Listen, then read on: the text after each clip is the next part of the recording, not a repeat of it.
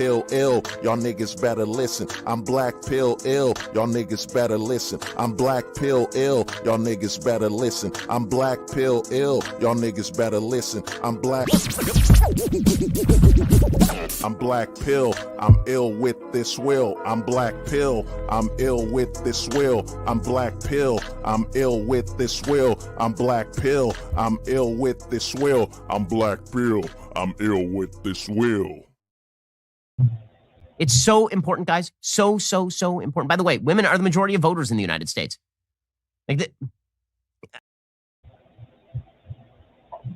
Oh, man. Hey, everybody. What's up? Man, I saw that. Yeah, this stream should have been on, should have happened yesterday. But what happened is, let me make sure the audio's right. What is the audio doing? No. Yes, all right. Well, I hope the audio's right. Yeah, my apologies for not streaming yesterday. You know what I mean? I thought I set it for today, but StreamYard was acting up. And yeah, man. In fact, let me share the screen, man. Yeah, Black Pill Metal was good, man. Good, bro. In fact, let me look up the image one more time. You know what I'm saying? Let me pull it out. Computer aging. You know what I'm saying? Let me just find the image. To show y'all the future. Because give me 1 minute. 1 minute. Video chat.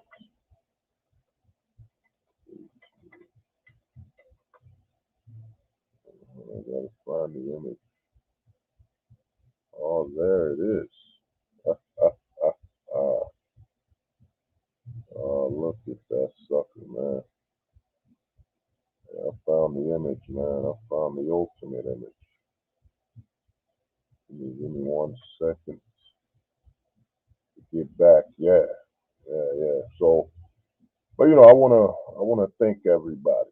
I wanna thank everybody for for helping me reach 900 subs. It really means a lot. You know what I mean? I'm not one to I'm not one to let me see the screen. Yeah, so yeah, I'm not one to talk about it and all that, but I want to thank everybody for helping me get to 900 subs, man. I know YouTube's been YouTube has been basically shadow banning me. I know YouTube shadow banned me for a while. I want to thank everybody, man. Is that? Nah, that's not AI, man. That's a real date, man. That's a real date right there, man. That's the future of dating right there, man. In fact, let me make sure it's bigger. That's the future. That's the future of dating. OG, you know what I'm saying? But like I said, I want to thank everybody for. Oh man, I put 9,000 subs. My bad. I just caught that. I just caught that. I had 9,000. That's crazy. Let me get out. Let me fix this thing. Man, I'm nowhere near that. 9,000. Yeah. I want to thank everybody for helping me get to 900 subs. It really means a lot. It means a lot to get to this point. My goal, in all honesty, my goal on YouTube is, man, the goal would be to get to a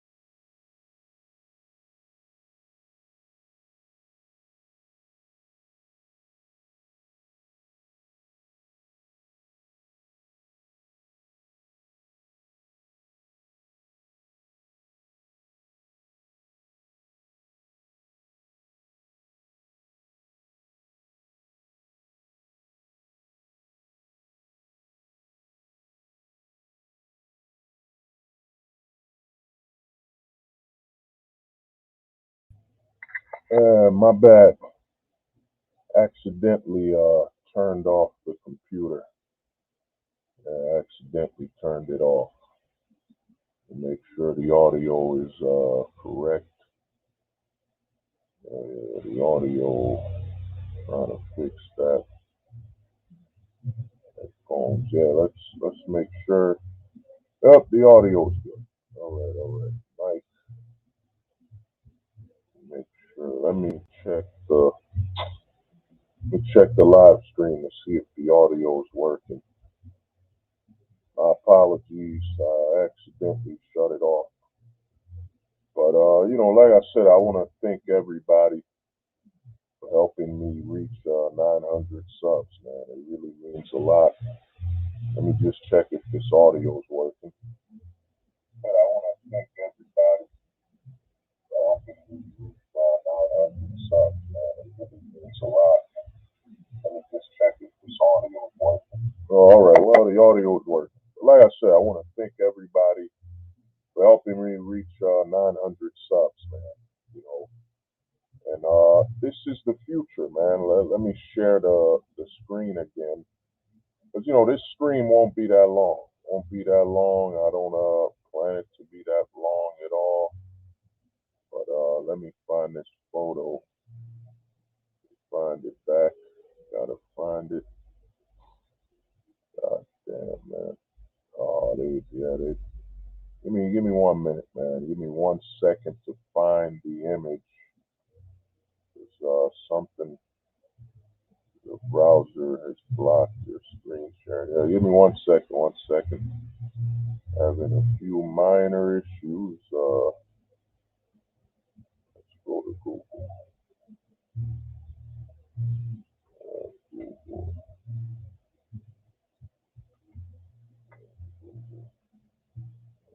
Video. Let's see. Uh, uh, uh, uh, where's this crap?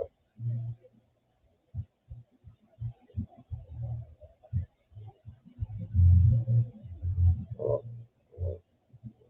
Google.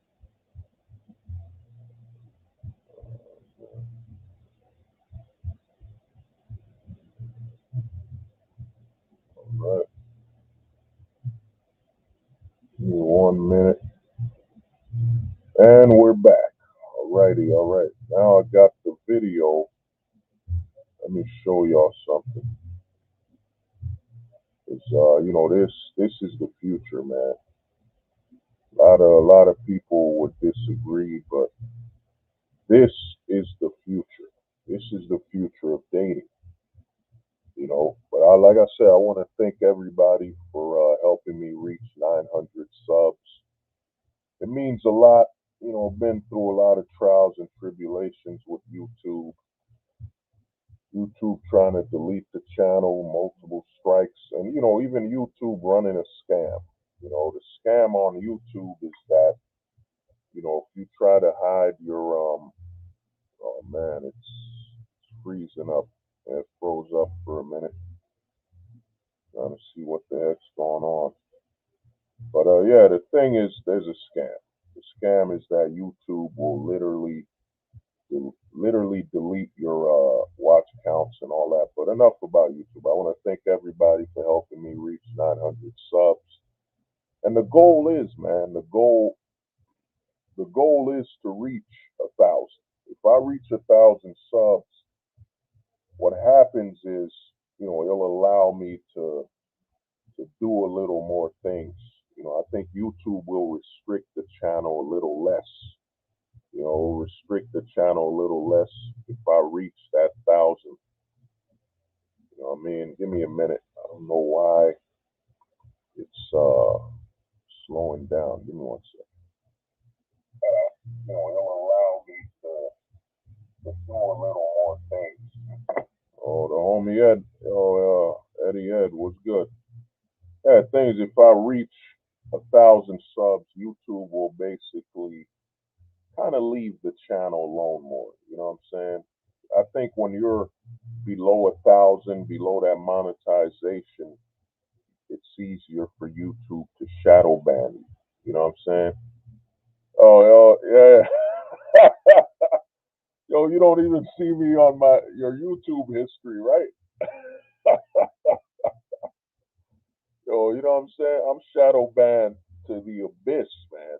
I am shadow banned to, in the words of the great Yugi Moto, I am in the shadow realm. You know what I'm saying?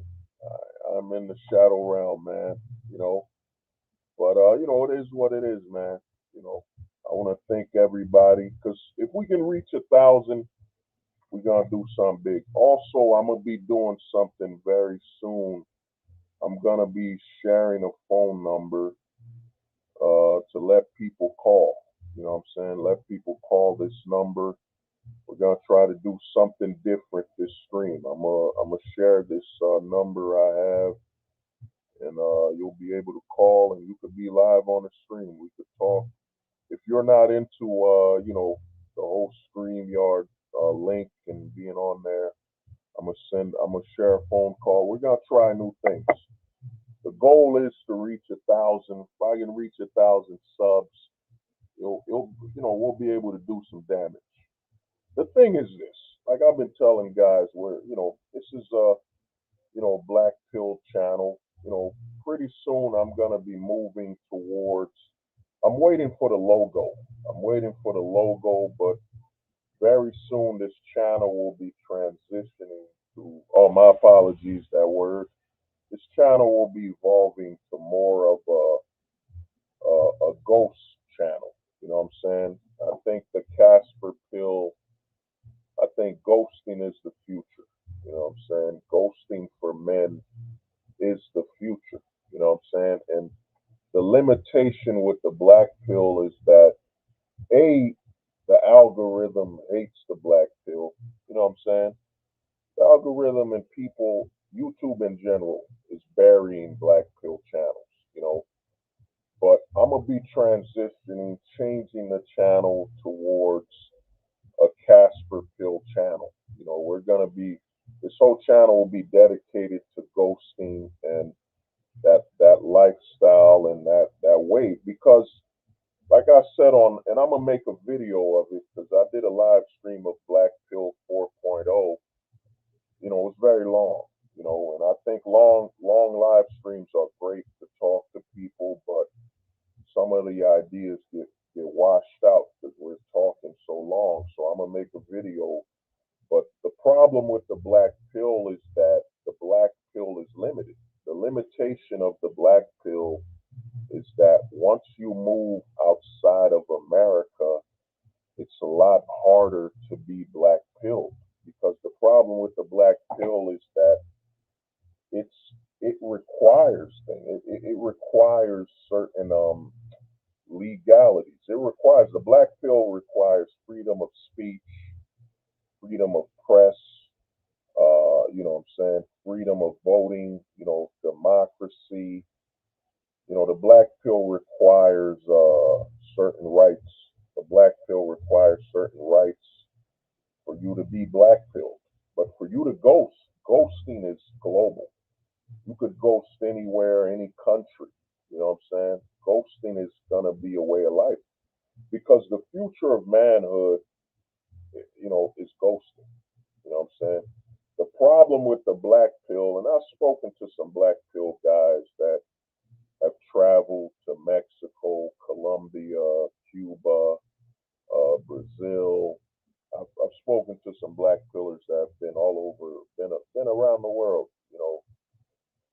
geomaxing and so on. But one thing these guys understand and need to understand is, you can't be black pilled in Brazil, man. You can't. The laws wouldn't allow it. You know what I'm saying? The greatest thing about America, the greatest gift about America is that freedom of speech. That freedom of speech, even if suppressed, the fact that you can talk without worrying about the government just breaking into your household and just, strangling you. The fact you don't got to worry about that, that's the greatest gift. The greatest gift in America is that let me see. Once Suzanne was replaced by Nehemiah, I knew it. They will censor. Well, the thing about Pars was good, man. Well, the thing about YouTube is this: YouTube has gotten competition. The biggest thing that happened to YouTube was Joe Rogan leaving. When Joe Rogan left YouTube for Spotify, it literally changed the course of YouTube because the future of entertainment is actually, and I said this over 2 years ago, the future is audio. Audio has always been the greatest form of entertainment. You know, all these Spotify podcasts, radio. Think about radio. Think about the oldest, most successful form of entertainment. It was radio. Radio allows you to drive your car. Radio allows you to play basketball. The problem with radio is that technology wasn't that flexible. Like you needed a Walkman, you needed to walk around with your radio. Now you could take radio and audio anywhere with you.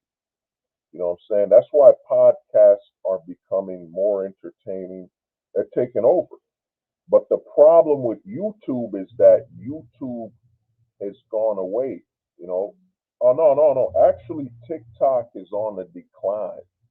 There's a great video by a YouTuber where TikTok is on the decline. Like I was on TikTok, man. I got shadow banned on TikTok. I'm gonna tell you a funny story, people.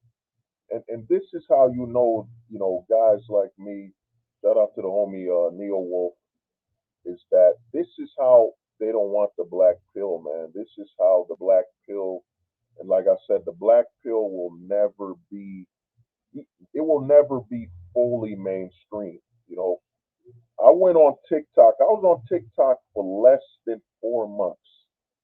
I was on TikTok for less than 4 months, and what happened is I was making so much rapid content. Is that TikTok allowed you 10 minutes? They would allow you 10 minutes to make a video. I was so honest. The black pill was so truthful and honest that they limited my. I don't know what's going on now. Give me a second.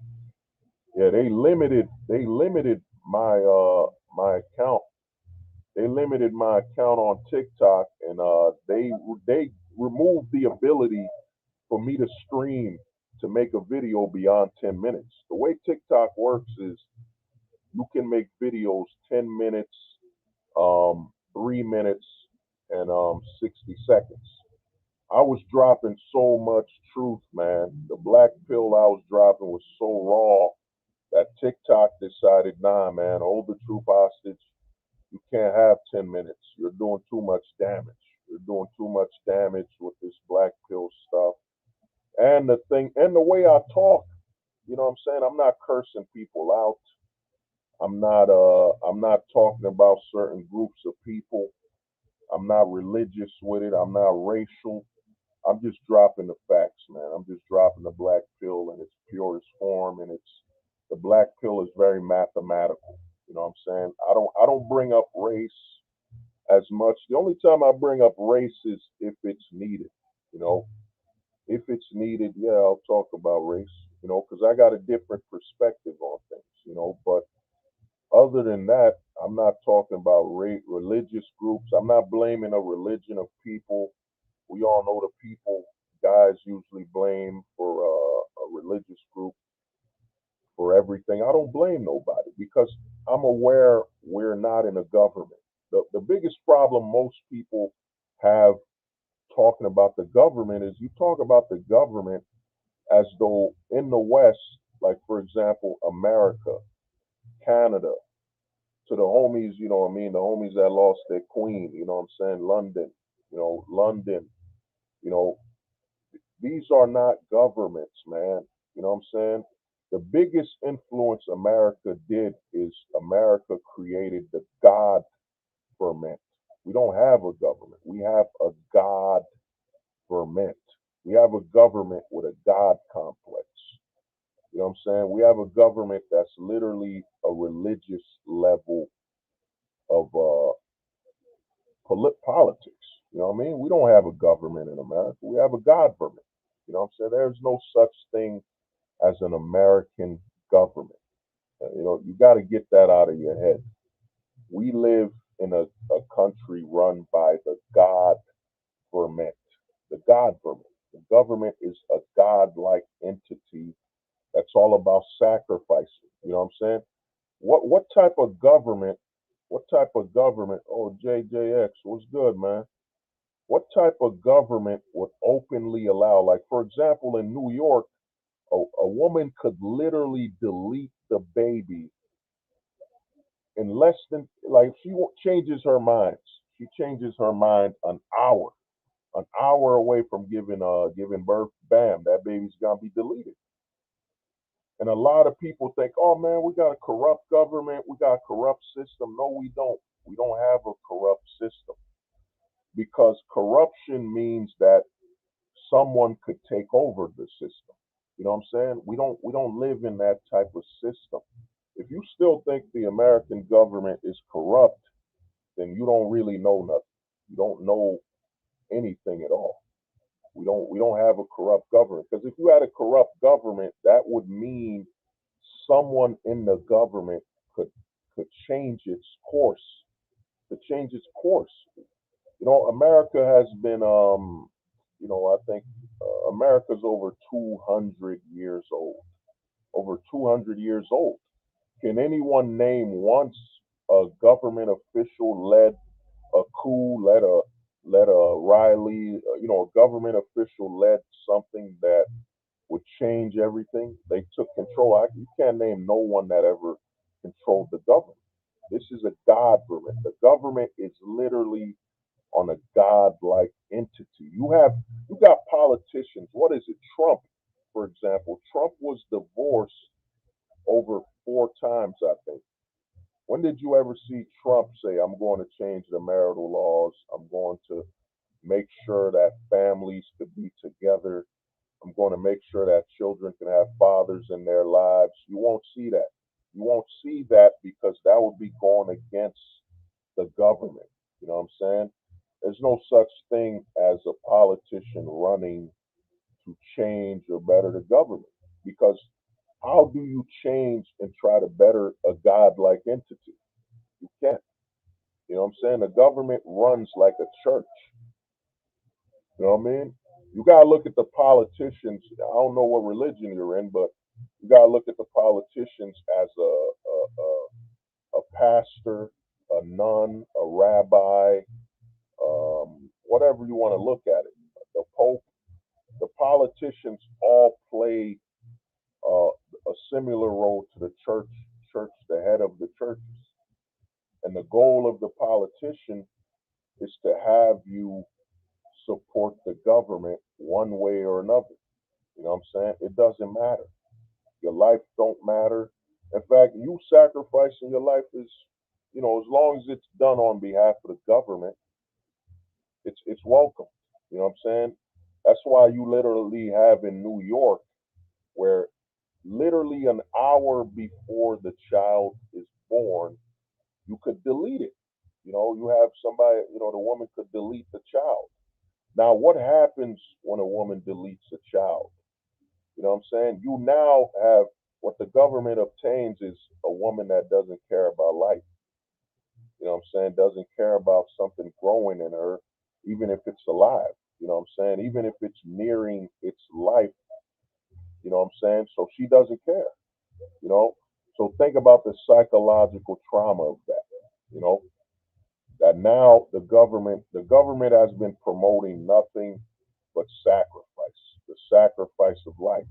You know what I'm saying? They need women for labor. We are living in Well, we're not in a fully capitalistic system. We live in a very mixed system. You know what I'm saying? There are certain aspects of America that's communist, certain aspects of America that's what is that other one? If it ain't communist, socialist. There's certain socialist programs. America's a mixed bag. It's a mixed bag of everything. But at the end of the day, the goal is anything done in the name of the God government is all right. You know what I'm saying? Children being sacrificed, children growing up without a stable household. It doesn't matter because all that suffering leads those children and their families to look closer and invest more into the government. You know what I'm saying? Everything is done on behalf of the government and having people worship it. The government is the biggest religion. You know what I'm saying? The biggest religion right now is the government. You know, the government and give me a minute. I don't know what's the it's the government. Biggest religion is the government and the politics on behalf of the government. I mean, think about it. You got people literally online sending people death threats, threatening their families because they identify as a Republican, a Democrat. It's become like a religious warfare. You know what I'm saying? It's like the Great Crusades. That's what the government has become, where people are willing to put their lives on the line. I'm center right. I'm center left. I'm progressive. I'm a I'm a I'm a whatever conservative. All this crap. You know what I'm saying? When none of this means anything, especially when it comes to the men in that system. You know, it doesn't mean anything. But you know, let's get to. Give me a second. Let's get to what this stream is about. You know, so let's move on and let me see what the homies said. Yeah, what's your take on American elites and corporations worshiping worshiping China while they don't care about American men's labor? Elon Musk visited China and was parading it. Well, the thing is this: the thing with the China thing is this is the problem with the American man is you need to understand, bro. We're in a globalist world. Look at all. If you want to know how globalist we are, look at your drinks. Like, go look at your Florida orange you bought. I guarantee when you look at your Florida orange, you're gonna see that the orange juice is not only from Florida. Some of that orange is from Brazil. Some of that orange is from other countries. We're in a globalist economy. You know, it benefits us. And when it comes to China and America, dude, they're working together, man. China owns some land in America. America owns some land in China. They're collaborating when it comes to business. Like there's a space program between China and America. There's also JP, what's good, man? JP, what's up? There's literally a program between China and America when it comes to give me the word. Yeah, when it comes to you know, space programs. Dude, China and America, the world is intertwined, man. All the world is intertwined. You know what I'm saying? The world is intertwined when it comes to business. You know what I'm saying? Even like I remember a lot of people tried to scare me with the whole BRICS thing. Oh, JP, man, thank you, man. Thank you, bro. Thank you very much, man. Like a lot of people tried to scare Americans with BRICS. Yo, there's gonna be a new currency and it's gonna be bigger and more successful than American currency. You know what I'm saying? A lot of these people are out of their minds. So you're telling me I'm a banker. I'm a banker. You know what I'm saying? I'm gonna invest in BRICS, which is brand new, and then I'm gonna invest in BRICS, which you see Brazil, certain actions on Brazil, certain levels of corruption. You know what I'm saying? Certain levels of dictatorship, human rights issues. Like right now in China, there literally are camps where they're you know what I'm saying? I don't want to say the word. They're holding Muhammad work. They're holding Muslims and all that. You know what I'm saying? There's camps. You know what I'm saying? It's a distraction. You know, you're telling me all the corporations are gonna say, you know what? We're gonna stop taking dollars. We're gonna all just take bricks. We're gonna change. Think about how much it's gonna cost for them to train their labor force to use bricks. Go to these countries to make sure the currency is stable. Think about all the money that would have to go into adapting BRICS. You know what I'm saying? Adapting it. Think about it. And then China already has a double currency anyway. China has a currency for the world and a currency for its own people. You know what I'm saying? You're telling me all these banks are going to invest into BRICS? Come on, man.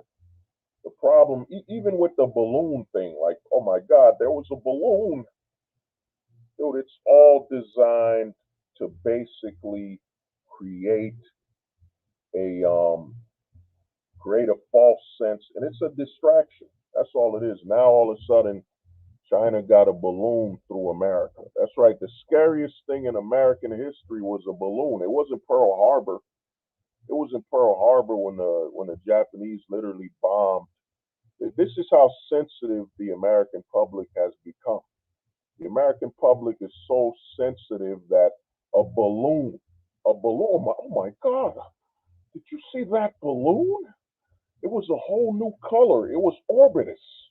Orbitus is a brand new color, and my God, the way that balloon glimmered in the sky, it was just horrifying. The terror of a balloon, a fucking balloon. Come on, man, get out of here, balloon. You know what I'm saying? Let's talk about real threats that happened. Pearl Harbor. Pearl Harbor was real. You know what I'm saying? That was real. People got bombed. You know, people got I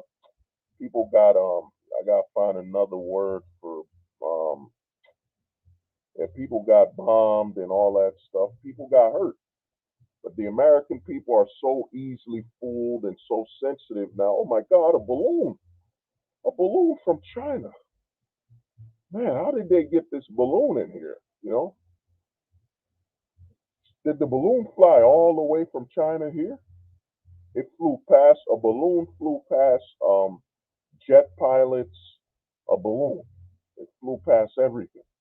You know what I'm saying? I mean, let's pretend like we've never seen CNN in a movie. We've never seen CNN in a movie. You know what I'm saying? Let's pretend that the news stations are actually based around truth and based around what's really happening. You know what I'm saying? I knew the news was a scam once I saw a movie. I was watching a movie, and you know, this was when I was younger. I'm watching a movie, and I'm like, what the hell is CNN doing in a movie? I would understand if they were using old footage of CNN, but why is the news anchor? You're a news anchor that's supposed to be all about facts and giving people truth and all this BS, and you're in a movie? Like, what is CNN or all these news networks doing in movies? I know the film Warner Brothers owns CNN or Turner Network. I know they're owned by entertainment and corporations and conglomerates, but why is a news station in a damn movie? Why are the news anchors in a movie and they're just still so comfortable? Yeah, Waterboy, Mr. Waterboy, yeah, this is CNN News. You know, Mr. Waterboy, how did you perform these tackles? You know, what is the news station doing on a movie? Like the actual news station, you know? That's why, man, I live by the way I look at things now is, man, if I wasn't there, if I wasn't a part of it, if I wasn't there, I can't 100% say I believe anything I'm seeing at all. You know what I'm saying? In my honest opinion, everything is entertainment. Everything is right now, unless you know that person. If you know that person and you know somebody you knew went to school with was there during the Call of Duty at the school. You know what I'm saying? And they were one of the people that didn't respond. You know, I gotta use these code words. They were one of the people that didn't respond, didn't get to a medic. You know what I'm saying? If you knew that person and you're like, yeah, now you could confirm, oh man, that's someone I knew, and they really got Call of Duty at the school, at the mall. They got Call of Duty. You know what I'm saying? Call of Duty. It really happened. I knew that person. That wasn't a paid actor. That person you see on TV that that got Call of Duty. You know what I'm saying? Got Call of Duty and then respawn. That was a real person, you know. But today's news, man, you can't believe nothing, man. Like what? You're better off. Like if you want to watch the news, watch news from other countries, Algeria, them other countries. You know what I'm saying? You can watch that news. You know what I mean? Give me a minute. Give me 1 second.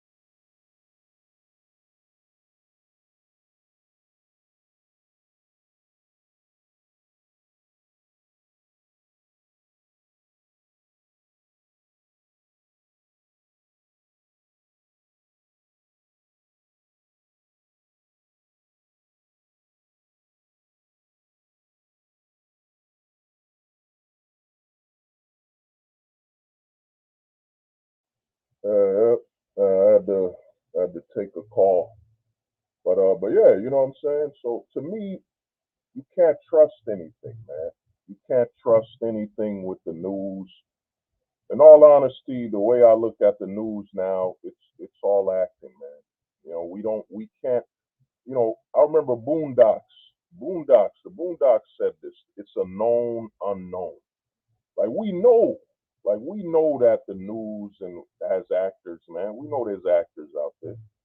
Like I mean, one thing I was talking to a buddy of mine, I was talking to a homie, and I realized like, yo, man, you know how they have those acting calls, like they call you for acting roles to be an extra. You know what I'm saying? They call you for acting roles to be an extra in a movie and so on. You know what I mean? They'll call you to be an extra.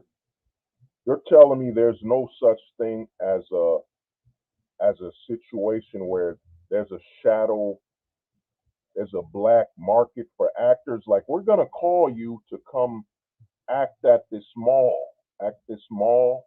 We're gonna call you to act at this mall. And when you hear the Call of Duty, I want you to fall. I want you to, we're gonna pan. We're gonna blur the shots a little. And we need you to just, once you hear that Call of Duty sound, you know what I'm saying? Once you start hearing that Call of Duty, we want you to fall to the ground and pretend, be a good actor that you're no longer breathing. We want you to pretend. Just don't move. Don't, hold your breath. Grab the cameraman, walk around. You can't believe nothing no more, man. It is what it is, man.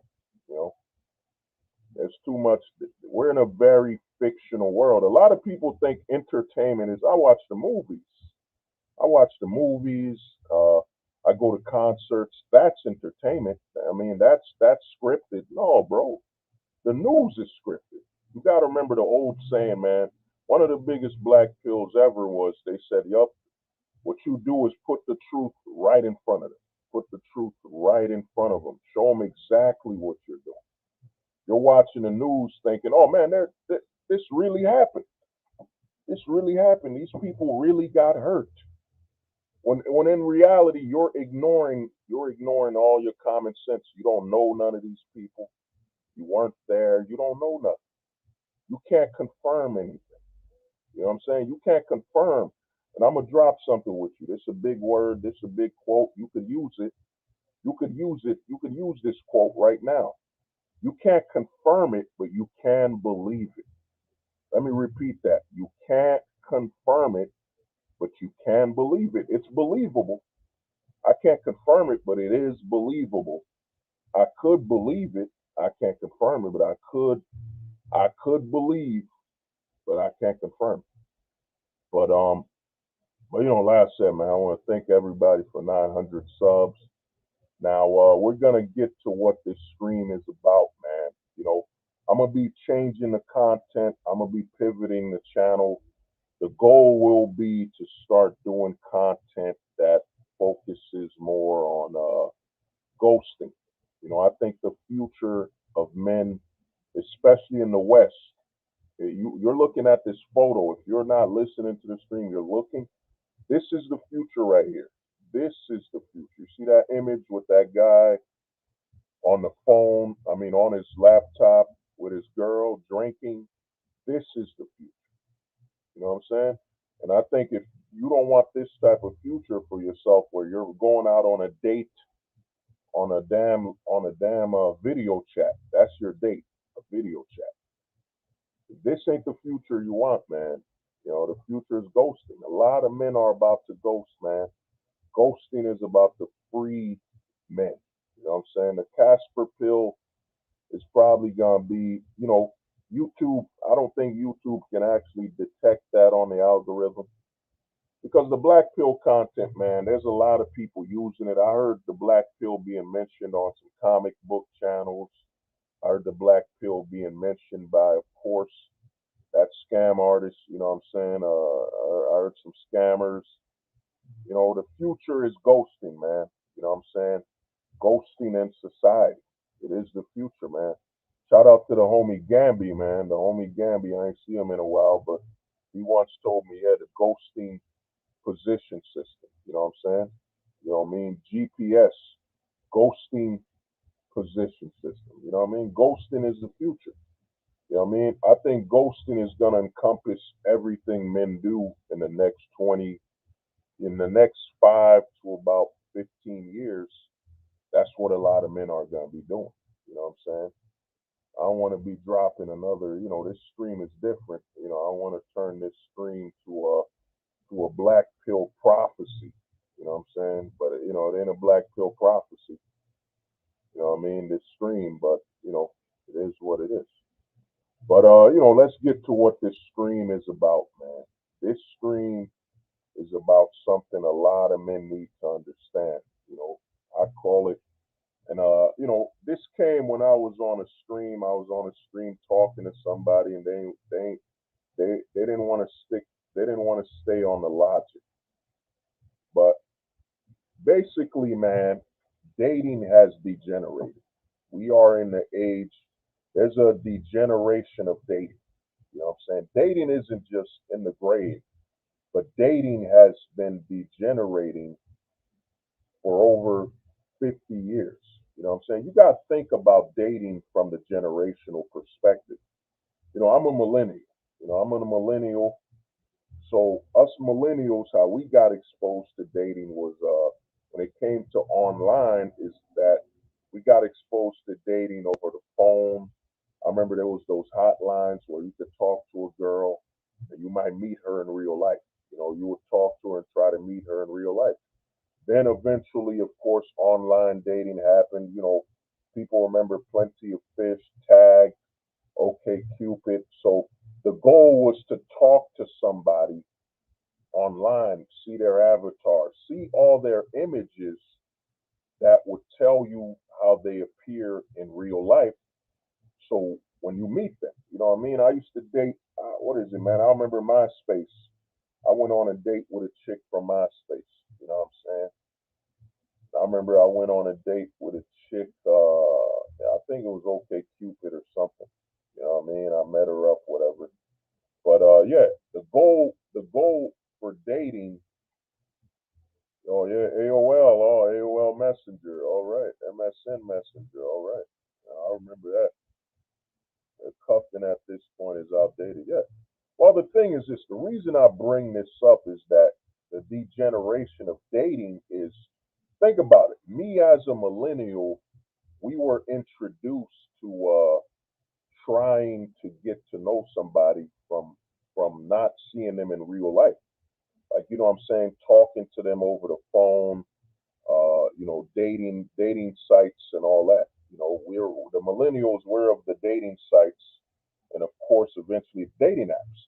Now, if you go back to Gen X, Generation X, you know what I'm saying? Gen X, their whole dating experience was in person. The majority of Gen X was in person. So they'll meet a girl at a bar, they'd meet her at a club, they'd meet her at somewhere. Their introduction to that woman was in real life. It was in person.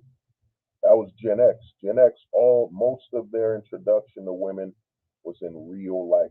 You know what I'm saying? It was in real life while us,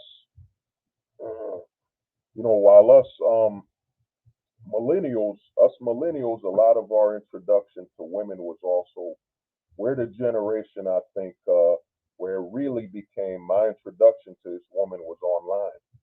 It wasn't in person. I met her online. You know what I'm saying? I spoke to her online. So the millennial generation, we're the ones where a lot of it started. Your introduction to a woman was online. You know, we really got exposed to that, whether it was online or during a hotline on a phone. A lot of millennial dating was your introduction to the woman was you met her, you could meet them on a dating site. But still, the majority of millennial dating, at least until I'd say about the late '90s to early 2000s, was in person. You know what I'm saying? Was in person. But we're of that generation, the millennial generation. Our goal was to meet that woman in person, and that's when we would confirm it as a date. Like you got to listen to what I'm telling you here. As a millennial, for us to confirm we're dating, we had to meet in person. That was the confirmation. Like, I'm going out on a date. It had to be meeting that woman in person. You know what I'm saying? It was in person. You know what I mean? As a millennial. Now, you got Gen Xers. Gen Xers, they would meet a woman at the bar. They'd meet her at an event. They'd probably meet a chick at a park. You know what I'm saying? Gen Xers, a lot of a lot of their dating was in person. It was physical interaction. Over 95% of a Gen Xer's time dating when they were like teenagers to when they were, let me check, man. Give me a minute. Let me see what's going on with this phone. With this, I think YouTube will like meet her in real life. So you would talk to her and try. Yeah, so a lot of the Gen Xers, they'd meet a woman in real life, man. They'd meet her in person. You know what I'm saying? Most of their dating was, yo, I met her in person. I met the woman in person. You know what I'm saying? Yeah, you're a zillennial. You know, you're in the middle, the ones in the middle between the millennial and the Zoomers, the zillennial, whatever. You know what I'm saying? Who did? Oh, MY, what's good, man? MW, what's good, bro? I used to meet a lot of girls at roller rinks back in the late '90s. Yeah, you see, the Gen Xers, all their the Gen Xers, you got to look at the degeneration. You know what I'm saying? You got to look at every generation. It started to degenerate. It started to degenerate. So Gen Xers, to confirm the date, they had to meet her in person. They had to talk to that woman in person. Then they would schedule a date. Then you move on to us millennials. We'd have to talk to that woman on a phone, on them dating hotlines. I forget the name of one of the dating hotlines way back, and we try to talk to them online. So the first introduction to a woman for a Gen Xer was meeting her in person. It was meeting her in person, man. You know what I'm saying? You know what I mean? Instagram. Yeah, Instagram. You see, I'm going to get there. I'm going to get to the Zoomers, and I'm going to explain to you why the Zoomers will actually lead to the future. You see this image I'm showing you right now. The Zoomers are literally going to lead to non physical dating. The future for the Zoomers is non physical dating. Man, what the fuck is wrong with this? You know what I mean? Let me ask some people, am I freezing up? Because on my end, I see that I'm freezing up from time to time. No one's saying nothing. So, but yeah, but Gen Xers, they would meet the women. They'd meet the women in real life. You know what I'm saying? They'd have to be introduced to the woman. The Gen Xers, the Gen Xers would actually, oh, yo, thank you, Pars. Thank you, man. Thank you. Yeah. So the Gen Xers, their first introduction to a woman was in real life, was physically in the physical world. You know what I'm saying? The Gen Xers were in the physical world. And you know what I mean? They had to meet women, and the Gen Xers had to meet them. They had to talk to them. And then before the Gen Xers, you got the boomers. You got the boomers where they really, the only option was to meet the woman. The option was you could get set up. A lot of the boomers could probably tell you stories where, yeah, they were set up. The dating was arranged. It was arranged between their parents and their families. And you got to understand, the boomers grew up at a time where there was less than 5% divorce rate. Think about it. The boomers grew up at a time where the divorce rate was about less than 5%. You know what I'm saying? The boomers could tell you that, yeah, man, I don't remember divorce. I don't remember divorce being rampant. It was a very rare thing. Like to the boomers, divorce was like a horror movie. It was like a horror movie, like seeing Jason or something. It rarely happened. It rarely happened. And another thing, how you could tell dating has degenerated is that during the boomers' time, and in fact, yeah, let me work my way to the boomers. So I'm gonna focus on the boomers. I won't focus on the silent generation. That was the generation before the boomers. But we'll just stick to the boomers for the time being, because a lot of channels you watch, YouTubers, a lot of guys when they talk about dating, they talk from the perspective of the 80s, 90s, 2000s. You know what I'm saying? No one thinks beyond that. No one thinks beyond that. You know what I'm saying? So let's start with the boomers. The boomers, a lot of their dating could be set up between their parents. You know what I'm saying? And a lot of their dating could just be talking to a woman, say, what you want to do? You know what I'm saying? You want to go, the boomers were used to telling them, hey, you want to meet me up? I'm gonna be here. Meet me here. They would dance. They would go out together and so on. So the boomers, they're of the generation where everything was physical contact. It was introduction. A boomer might walk outside, see a beautiful girl, and say, "Hey." You know, you look beautiful. You want to do something? You know, let's go get a burger. Let's go to the park or something. You know what I'm saying? The boomers were very, their introduction to the woman was all physical. It was always physical contact. And the only time the boomers didn't really talk to a woman was when they were going to war, or they were leaving or working in the oil camps, the mines, and they had to send that woman letters. They were going overseas. So when the boomers think about long distance relationships, they think about, yeah, man, I went to overseas for the war, so I had to keep sending my girl letters back and forth. I was sending her letters, and we would talk and keep in contact through letters. Or I went to another state for business, so I had to talk to her with letters or whatever. You know what I mean? The boomers, that's how they would keep their distance. But you notice the big difference between the boomers and the next generations is that the boomers were not introduced to a woman from a non-physical perspective. The only time the boomers would talk to a woman and weren't, talk to a woman was after introduction, after learning this woman, after knowing her. That's when the boomers would start talking to that woman with mail, mailing letters. You know what I'm saying?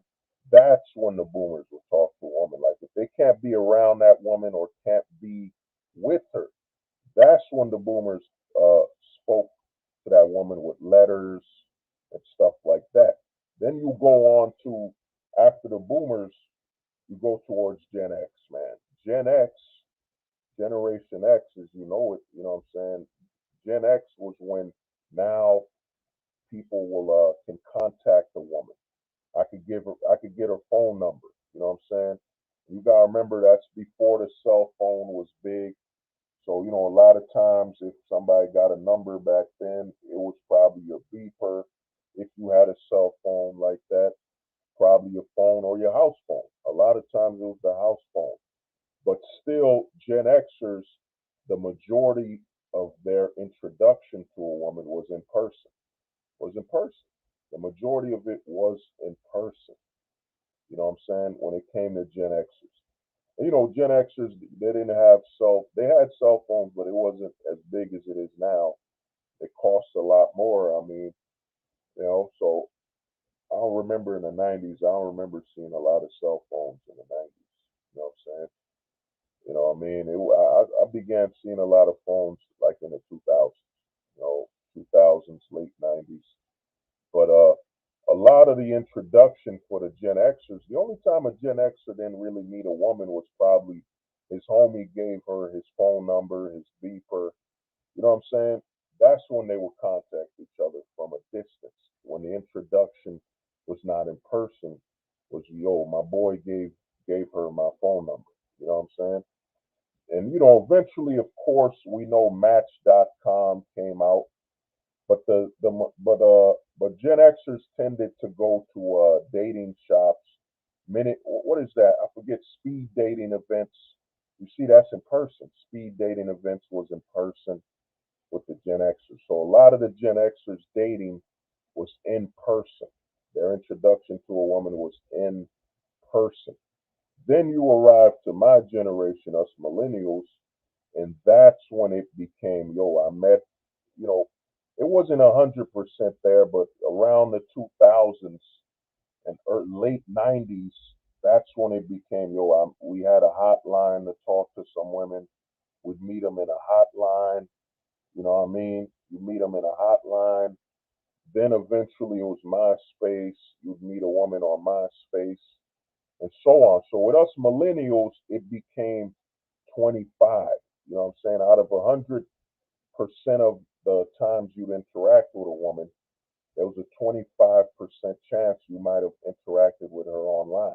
You know, online later on, like in the late 2000s, I think with the cell phone, really with the arrival of the phone. With the arrival of the phone was when a lot of people started dating online or whatever. So the millennials, us millennials, we still met in person for the most part. For the most part, dating for millennials was in person. You know what I'm saying? You met the person. in person and all that stuff, you know. So for the most time, it was in person with millennials. Then, you know, 2010s came in. 2010s was really when everything changed. You know what I'm saying? The cell phones were where they were. Let me see what the homie Nezzy Nez said.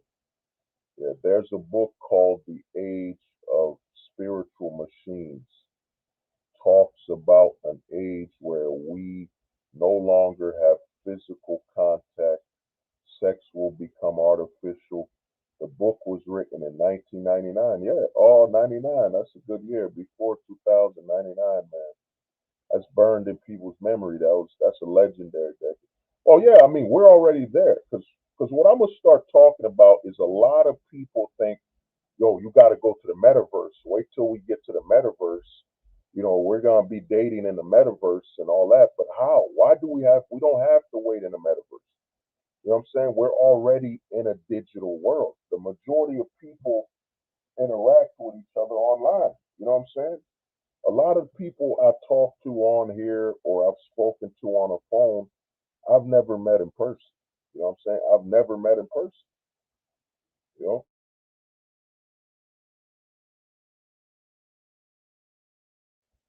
know, the 2010s was when when people started going online. You know what I'm saying? When everybody started getting cell phones and everything like that. now you could mobilely travel. But what Nezzy Nez said is we're already there, man. We're already there.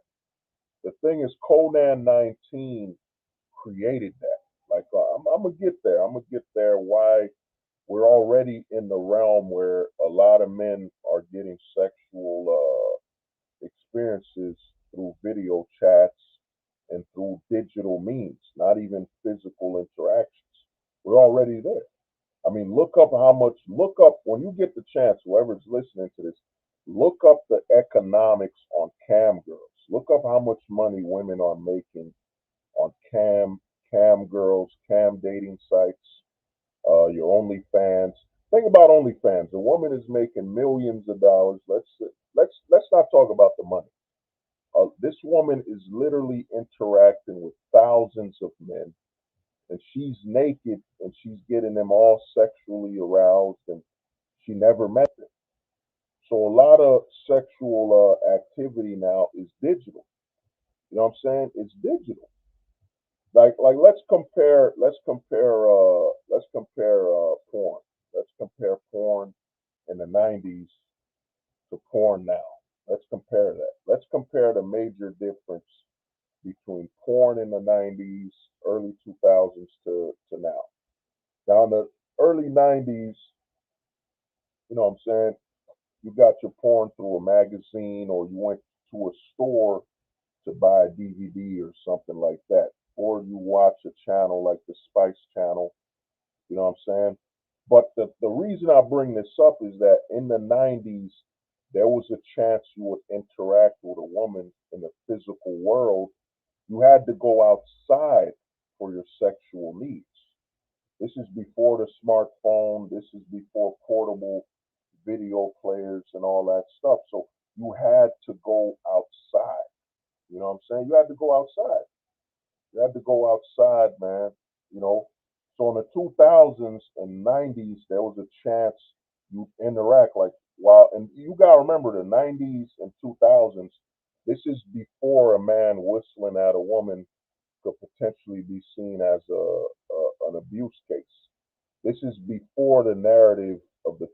This is before the 2010s, aka the overage. This is before that. This is before the 2010s. So there was a chance that a man would interact with a woman in real life because he had to go pick up his porn, you know, pick up his magazines. He had to go pick it up. You know what I'm saying? He had to go get his DVDs. Now let's go to the 2010s. You got a phone, you could be watching porn on your phone. You know what I'm saying? You don't ever need to leave or go outside to get your sexual needs met. You know what I'm saying? So all your sexual interaction became digital. You know what I'm saying? This is why a lot of people talking about, yo, man, once we get the metaverse, everything we'll do is online. You're gonna get a girlfriend on the metaverse. You're gonna be online. That's BS. People are already doing that. It's called cam girls. You know how many guys that are paying cam girls to act as their girlfriend and all that stuff, giving her money and all that stuff. You don't need to be in the metaverse, man. We're already there. We're already in a digital first world. Like I brought up, I told guys, think about it. There are more places to charge your phone than there are places for you to go to the restroom. You know what I'm saying? We're already in a digital world. We don't exist in a physical realm as much as people think they are. You carry your phone around, with you everywhere you go. And then the way you talk to people, you get all these notifications. Think about it. You get more notifications about people you've never met than you get from your own real family and people you have in the real world. You know what I'm saying? Pars said 2010s is when people started to go hikomori, but on a lesser scale, things like Twitch blew up in the 2010s. You know what I'm saying? You know, so what's your opinion on bars in the 2000s? Well, I mean, bars in the 2000s versus now is that, I think in the 2000s, man, I didn't, I was a little too young to be at the bars like that, but, well, at least, yeah, I ain't go to bars like that. But I think 2000s, you didn't have Me Too, you didn't have all the anti-male propaganda. You know what I'm saying? You gotta understand that before the 2010s, you could ask a girl out. It was perfectly normal that you were walking in the park, you saw a beautiful girl or a beautiful woman, and you were like, "Hey, oh, what's good? What's up with you? You want to go somewhere else out instead of this park? You want to walk together?" It was normal and it was acceptable that men would see a beautiful woman and try to talk to her outside of a bar, outside of a restaurant, outside of a concert, outside of a commercial facility. You know what I'm saying? Men would talk to them. So the 2010s, a lot of men go into the bar, and I've worked the bar space as security. I still work on the bars on and off. The 2010s, the men would enter the bar with with knowing that they're being targeted. Knowing that they can't be drunk. You gotta understand that. And I did bouncing. The men in the bar can only be drunk when they're fighting. If the men are fighting, then they're drunk. But if a man is, he's wild, he's drunk, he's talking to a girl and she's drunk, they're both drunk, then that man isn't drunk. He's trying to take advantage of it. That's the narrative that's been pushed. That's why a lot of the bars are hit. They're losing a lot of money. I mean, there's a whole story on bartenders that were targeting the male customer. Like, they would purposely give them less drinks. You know what I'm saying? Or like he'd order a drink for him and this woman, and they'd water it down because they would try to signal that he's the prey. He's always the predator. But in reality, from a bouncer's perspective, you got to think about who's predator and who's prey. You know what I'm saying? The man, now let's say this bar, the man has to pay to go in. So the man has to pay to go into the bar. I said the man has to pay. You know what I'm saying? And then there are far more at the bars. There's usually a lot of discounts here and there. And the woman enters for free at the bar. She enters for free. The man has to buy her the drink. You know what I'm saying? The men tend to be buying the women the drinks.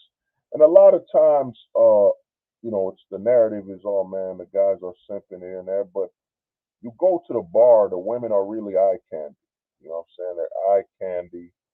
And when the men see the women, they're like, all right, man, it's not a sausage fest. There's some women here because that's the goal. You'll go there if you're looking for women. You're going there for the women. So the women come in there. They don't. It's assumed they don't gotta pay for anything, or they were literally let in to the bar, and the men had to pay to come in. So the women are going in with the notion that they gotta find a man to buy them a drink. So how is the man the predator most of the time when the women, and I've seen it as a bouncer, I've seen it, man. I've seen it where a group of women would come into the bar and literally have no money at all, like zero. And they would just sit there, they would just stand in the dance floor, and from time to time they'll get water and they'll wait for a man to just come up to them and buy them a drink, come talk to them to buy them a drink. I've seen it where women would come into the bar for 4 hours. They didn't buy nothing, they didn't drink nothing, just waiting for a man to buy them something.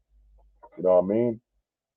So, the narrative of predator and prey, a lot of the times, who's coming in there looking for someone to buy them something? So, how is the man the majority of the time the predator? When in most of the cases, the man is the prey. You know what I'm saying? She's got to find a man to buy her a drink. You know what I'm saying? She's got to find one. She's looking for someone to buy her a drink, and I've seen it from my experience as a bouncer. Now it's changed. It's changed. The narrative has changed because the narrative has been pushed that women must perform and that women are just equal as men. A lot of the women I've seen come into the bars now buying more drinks than the men. Like I've seen some women in the bar holding two drinks, like two high noons. You know what I'm saying? Two high noons the women were holding. You know what I mean? Two high noons. I've seen the women drink a lot more than the men at times. Because a lot of times the man will come in, yo, man, I don't want to get kicked out. You know what I mean? The man is aware that, yeah, if I drink too much too quick, I'm getting kicked out. You know what I'm saying? So the guy will, and another thing is some guys, you don't want to look like you're an alcoholic. Like, why would I walk around with two beers in my hand? Then I don't have a hand that's free to shake somebody's hand, talk to a woman or whatever. I need one hand free. You know what I'm saying? I've been at bars where, I know some people, so somebody would buy me a drink. They're like, yo, what's good, man? And the next thing you know, I got three drinks, and I got two drinks in my back pocket. And while I'm holding one in my hands. 'Cause, I don't want to look like a goddamn alcoholic. I don't want to look like I can't control my drink. You know what I mean? So I'll just walk around with one drink and I got like two of them on my back pocket. That's the only time I think you as a man, because I wouldn't put my phone in my back pocket, but I put beer. I put beer in my back pocket. You know what I'm saying? But let's get to it. Let's get to the degeneration. So now, like I said, with the millennials around the 2000, because I remember it was like 2007, 2008, or the when the iPhone came out and all that. But a lot of people think Samsung Galaxy. The Galaxy was originally a Google phone. It was like a Google phone. I think it was Google partnered up with Samsung. I remember my boy had a Galaxy. You know what I'm saying? Or they used to call it. Yeah, my boy had a Galaxy phone, and he was messing with that during the 3G era. You know what I'm saying? 3G and all that. So us millennials, we started, you know, getting introduced to women with MySpace.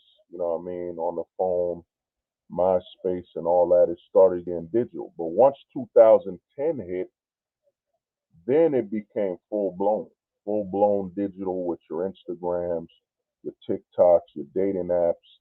It became full blown, man. You know what I mean? Oh, my homie Eddie, man. You know what I mean? I noticed that in the last few years, alcohol abuse is on the rise for women. Yeah, women are using a lot more alcohol than ever before because women have accepted the narrative that they got to drink and can drink just like the men. You know what I'm saying? Oh, the Note 7, my brother. I had a Note, man. You know what I mean? I had a Note and it broke, man. Sprint robbed me with that. But let me see what the homie JP said. Bars is cheaper and safer to drink at the house. Bars are one of the worst places to meet women. You'll have a more efficient chance by just living. Yeah. Well, I mean, you could meet all the homie, man. Steve G, what's good, man? I sent you like a friend request on the Discord. You know what I'm saying? But I didn't get it back. But yeah, men are able to tolerate alcohol better than yeah. Well, I mean, we got more muscle mass. A lot of women don't get that their body is mostly fat. You know what I'm saying? They're not supposed to eat and drink like us, man. That's why a lot of women that struggle to lose weight, they look at a man and say, "How come you're losing weight?" Well, my body isn't designed to feed another person. You know what I mean? A man's body isn't designed to literally hold food for another person, man. You know what I'm saying? Let me contact you, Steve G. Give me a minute, man. Let me see if I could hit you up with a friend request. If for some reason, let me just tag you on something. I'm gonna tag you, and then I'll message. Let me see. Let me message you. Yeah, I think it didn't let me. Oh, we are friends. Yeah. Oh, all right, yeah, I got you. I got you, man. I got you. Where is you up? You up? Yeah, I got you. Yeah, it works. Yeah, it works now. Yeah, I got you. Cause Discord is a little stupid, man. But yeah. So a lot of the women, man, they're drinking alcohol like the men, and the women don't get that. They don't have as much muscle mass, muscle tissue. They don't have as much to burn it or regress it. You know what I'm saying? We could drink more because it's gonna take a lot longer for that beer to hit our body. We got more muscle mass, we got more bone density, we have a lot more layers to basically weaken and limit that alcohol. A woman's whole body is literally fat. The majority of a woman's body is fat, and her body is designed to literally hold food and feed a developing life in her stomach. You know what I'm saying? That's why a lot more women are gaining more weight than ever before because they've accepted the challenge. Like I remember the 90s. Like in the 90s, a woman would not want to eat the same proportion as a man. A woman wouldn't want to eat the same proportion as a man. Like you would go on a dinner with a woman and she'd be, give me a salad. Like the women would want less food. Of course, they want to keep their figure, but the women understood that you can't eat like a man. You know what I'm saying? It's gonna put too much weight on you. And then you want to look beautiful, you want to be fit and shape and all that. And you gotta remember back in the 90s, there wasn't much plus size clothing for women. You know, I did a I did a stream a long time ago about body shaming. That body shaming, the reason women are so big right now is that the fashion industry started talking to the fast food industry. McDonald's is sharing all its numbers with your Calvin Kleins, your what is it, Christian Dior, your what's all Gucci.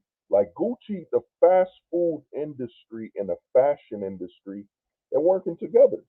Like, why do you think now you could go to a high fashion mall and you're like, yo, how do they have double, triple X for a woman? Like, they literally got the whale owl, Christian Dior. They got the whale owl, and you see a lot of these chicks coming out the mall just built like a damn Cheerio.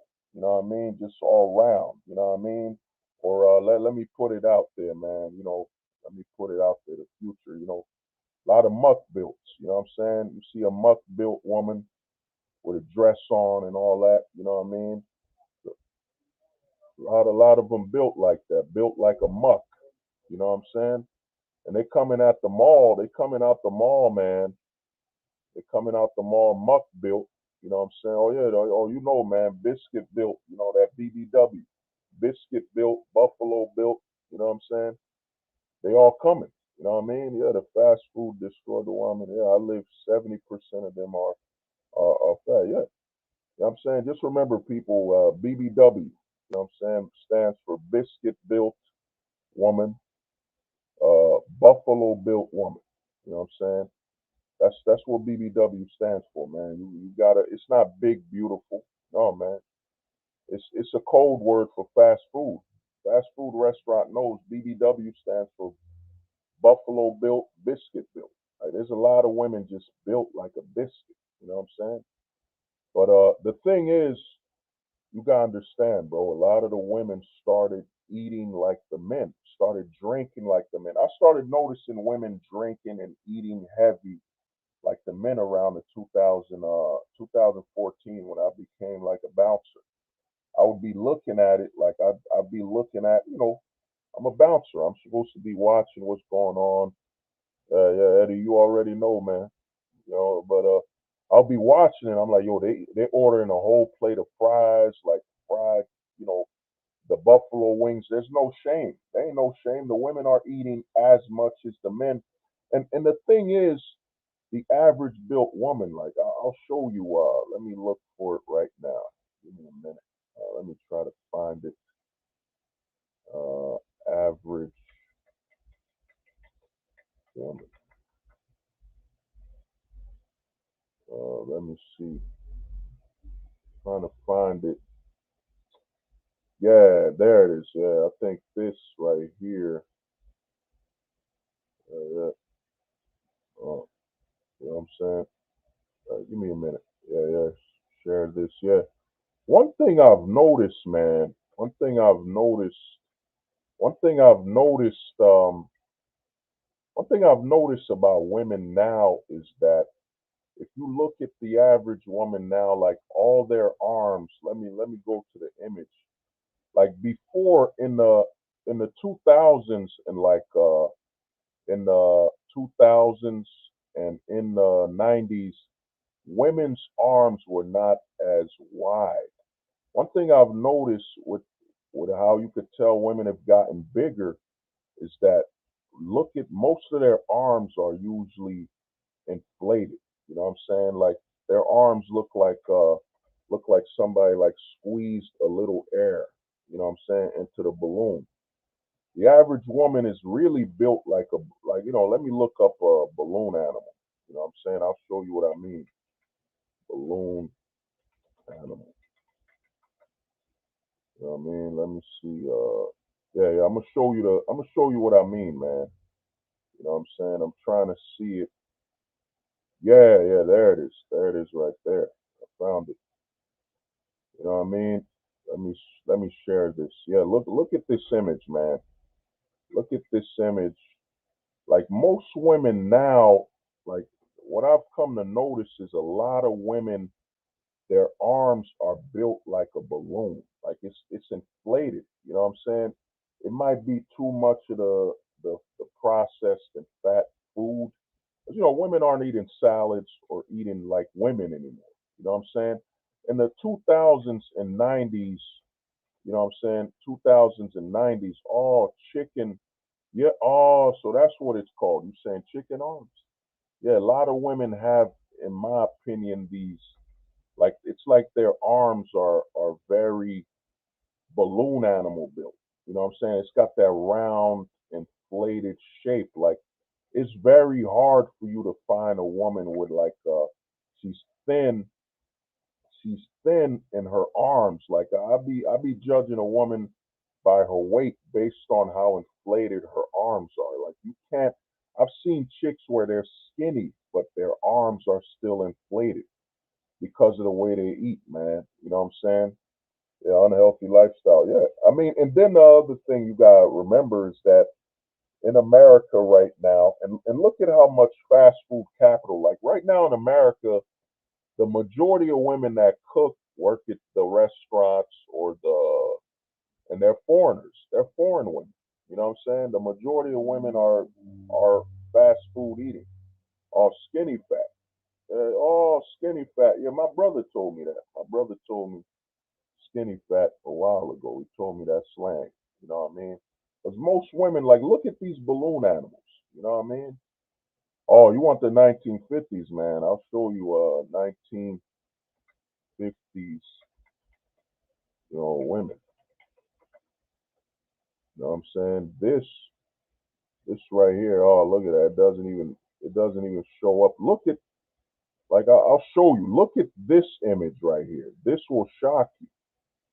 You know what I mean? This is gonna shock you. Where's the image? Let me open it. Let me look. Like this is a 1950s. You know, let me see. Share this image. Yeah, like if you look at them, like if you look at their arms, it's usually skinnier. You know what I'm saying? Let me find a better image. Because, you can't even search online like you used to, man. You know what I'm saying? You can't even, oh, this image will work. You know what I'm saying? This one could work. Let me see. You know what I mean? Oh, where's, oh, now it's not sharing. Yeah, give me a minute. Now it's not sharing anymore. Give me 1 second. I got to share the screen. Yes. Yeah, yeah. Look at that. I mean, look at. I mean, look at that. Look at that. That's 1950s. The arm, like you could see the definition. You know what I mean? You could see it's still. Look at that arm right there. It's bonier. It's like you don't see the fat like you. And look at the neck. You know what I mean? It's crazy, man. And then you go back to the normal. You know what I'm saying? The average bird right now, their arms, man. Like I'll show you a group of these chicks right here. Let me see. Where's that image? Open image, a new tab. Yeah, share that. Look at this. You know what I'm saying? If you even the skinniest ones, you know what I'm saying? You know, you know what I mean? I'm gonna show you something, man. Look at her arms. You know what I'm saying? Even when she's skinny, then look at the fold. Like in the modern age we live in now, it's just seen as normal. Like this chick right here, I think she's probably the blonde she's probably now look at this blonde I'm pointing at. You know what I'm saying? I'm pointing at people would say she's too skinny, but this is what average used to be, man. This used to be average. And then her, she's about, I think, second to the blonde. She's probably in a good shape as well. You know what I mean? But, you don't see that fat on the arm. But then you move on to like this chick right here. You could see the fold, that balloon arm. Like, you see that balloon arm shape on her hand. And then you see the balloon arm. Of course, you see the fat folds on their stomachs. But and I've met, like, I've been at the bar, you know what I'm saying? I've been at the bar where I had to holler at some, I was talking to some chick and she would say, I'm too skinny. And I'm like, yo, you're normal. You're what average used to be. You know what I'm saying? You're healthy average. But now they would say this is average, the fold on the stomach, you know what I mean? Out of shape, man. And then they always do this. They'll always stick a Buffalo Bill. You know what I'm saying? They'll casually progress, and then they'll stick a Buffalo in there.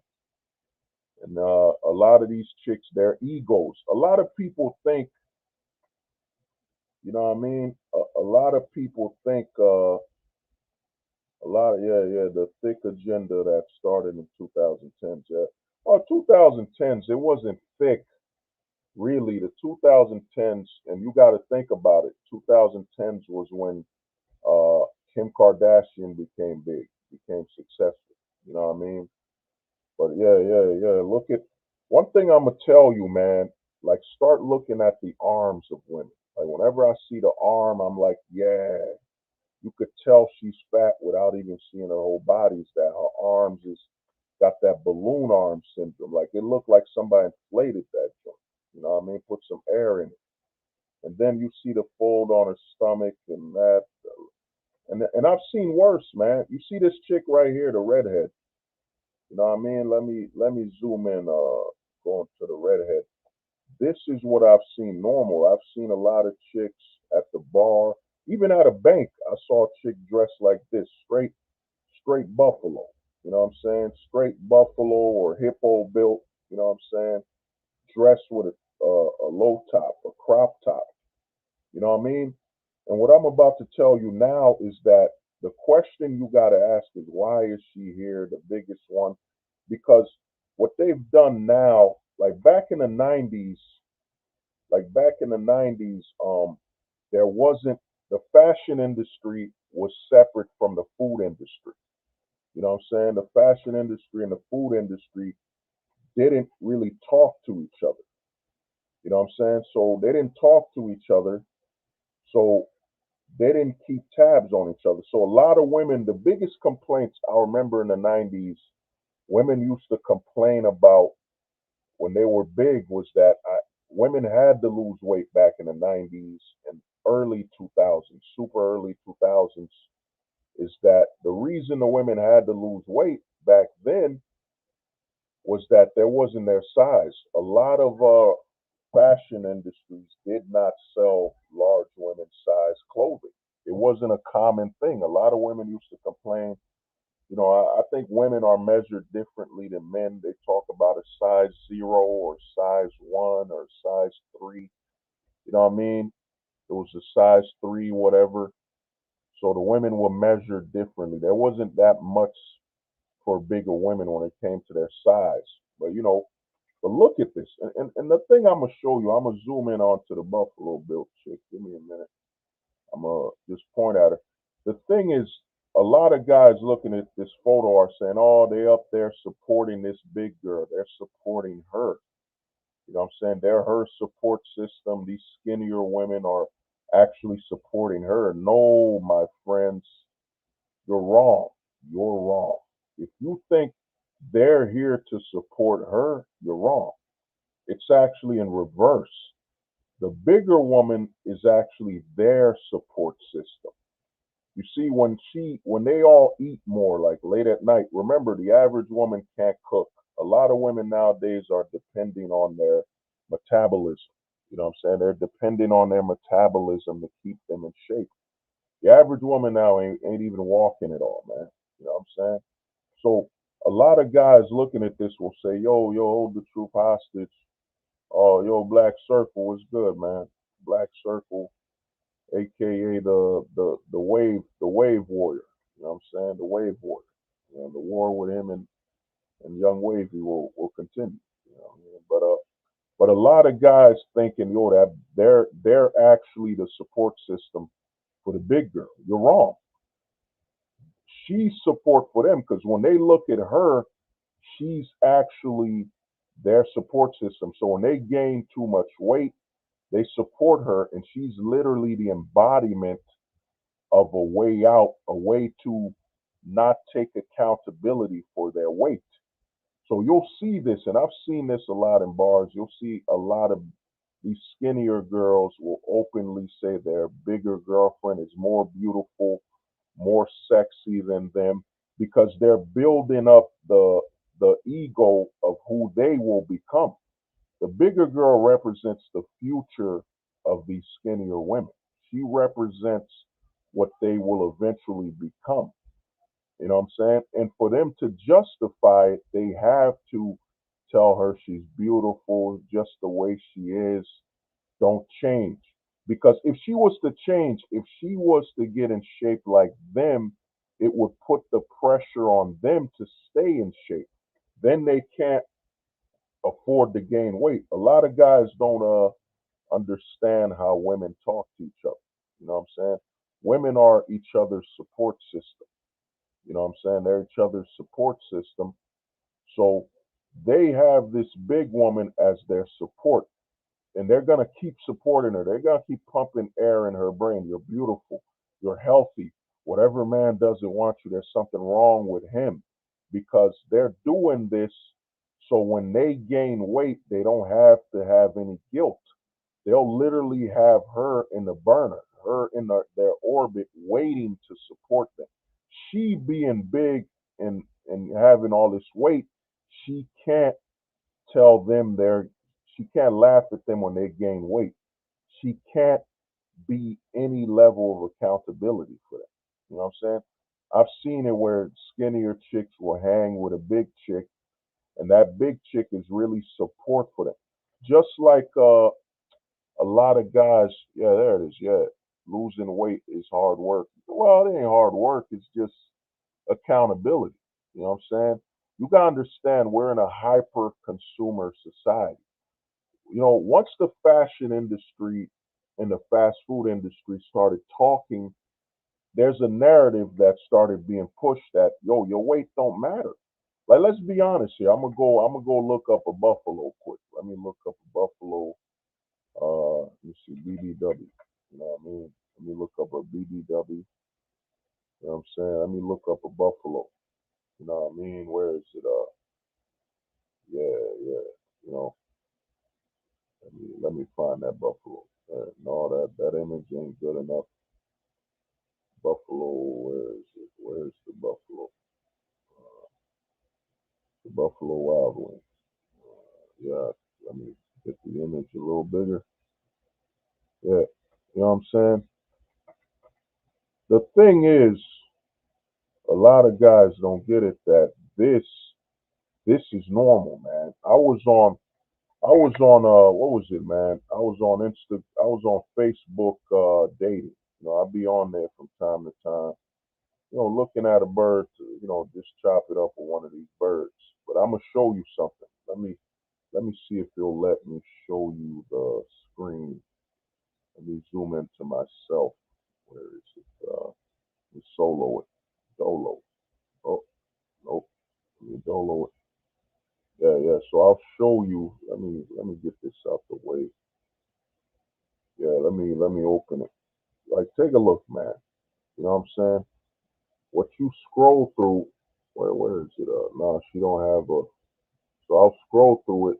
Yo, the majority of chicks you'll see on Facebook dating will be overweight, man. Like mad overweight. And the thing is, they'll find being overweight is something to aspire to, something to be beautiful about. You know what I'm saying? You know what I mean? This is beautiful. This is, and the thing is, you guys are looking at this. Let me fix the setting because I keep having this virtual background BS. Let me put none.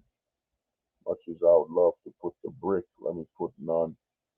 So the thing is, look at that. You know, you're looking at this and saying, "Oh man, she's not beautiful." You know what I'm saying? She's not hot. You're saying that, but look at this through the lens. Let me fix this. Fucking phone will sleep sometimes. The sleeper timer is too damn early. Let me fix it. Yeah, I'll put that. Yeah. So you know what I mean? You're gonna look at this and say, "Oh man, she's not beautiful. She's too big." You know what I'm saying? She's too big. You know, she's not beautiful. But now let me tell you something. Let me tell you something, man. God damn, man, this phone. Now let me tell you something. Now look at this through the lens of a fast food restaurant. Look at her through the lens of a fast food restaurant. What do you see? What do you see as a fast food restaurant? You know what I'm saying? Like, what do you see here? You see a loyal customer. You see someone that's so loyal to you that she's promoting and happy with the weight she gains from eating your food, that it does not change how she dresses and behaves. Like back in the 90s, man, they didn't really advertise fat people at the restaurants. You know what I'm saying? They didn't do that. They didn't advertise it. Let me show you another photo. You know what I mean? Just, dress, still beautiful and all that stuff. You know what I mean? Let me skip that. You know what I mean? Let me go to another one and then look at that, another one. You know what I mean? You see a customer. You know what I mean? Yeah, a customer. Yeah, junkie, an addict. You see an addict, right? We've been trained that crackheads and Drug addicts, they got broken teeth. You know what I'm saying? They got broken teeth. They can't talk. But we haven't been trained that fast food addicts will literally let their body go. They will still present themselves as beautiful and attractive when they're literally overweight. You know what I'm saying? Overweight, man. This is what happens when fashion in the food industry. I'll show you another one.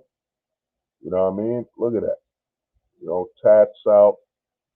You know what I mean? That's that. You know, big. That's another one that's big. That's 20, 22 years old. That big. You know what I mean? Now let's see another one. You know, another one big. Look at that. It's not even one. It's not 1 in 10, man. You know, everyone you step into obese. You know, highlight the breast. You know what I'm saying? Highlight the breast, of course. Let's see what's going on here. New York. Let me see. I think I found. Is that a skinny chick? I don't see up. Another one that's big. You know what I'm saying?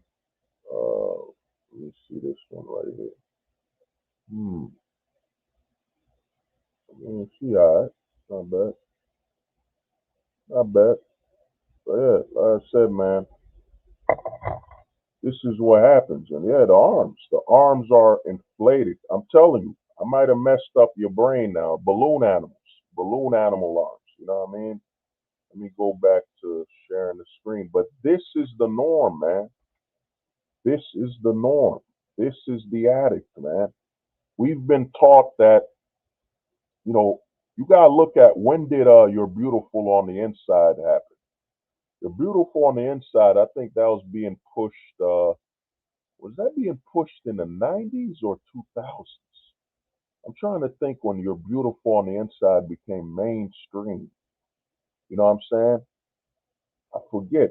I forget, but you gotta remember, let me look up a movie, man. Shallow Shallow Hal. You know what I mean? Where's, let me show you.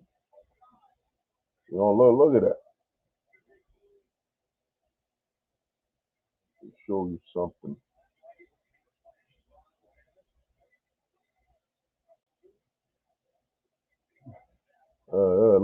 Look at the narrative, man. Look at Shallow Hal. Shallow Hal was wild. You know what I'm saying? Look at that. They're telling you as a man that she's beautiful on the inside. They're basically the narrative was pushed. A lot of guys don't get the money behind this machine, man. The money. And no wonder why dating is degenerating. No, I'm almost there. I'm about to drop some knowledge. We're almost there, man. You know, we're almost there to show you the true future of dating. You know, the true future of dating is coming.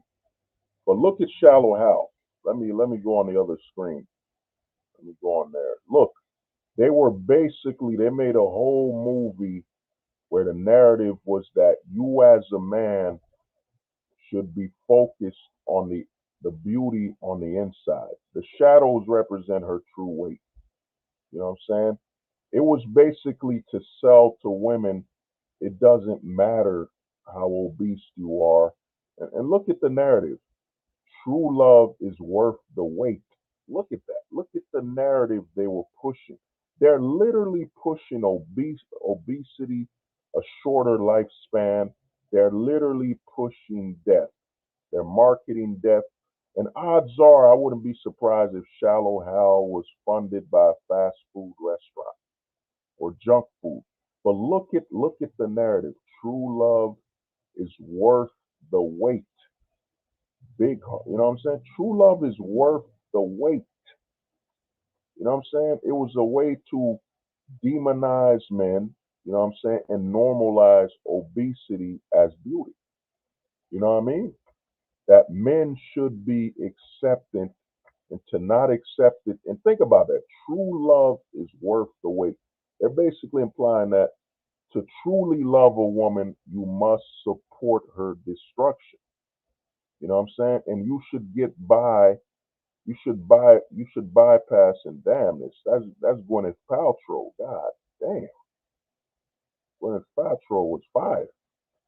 She was fired before she started looking like a weirdo. Later on, as she got older, she stopped taking care of herself. But damn, Gwyneth Paltrow, man, we gotta do a stream, man. Shout out to the homie David Little. We need to do a stream dedicated to the women now versus women then, man. You know what I'm saying? You know how they be doing them GOAT debates of goated. We're goading athletes. We need to start goading some women, man. You know what I'm saying? That beauty, that Gwyneth Paltrow right there, that is fire. That's fire right there. She kind of looked like Stacy Keibler from WWE. You know what I'm saying? And look at her arms. Notice that her arms are not.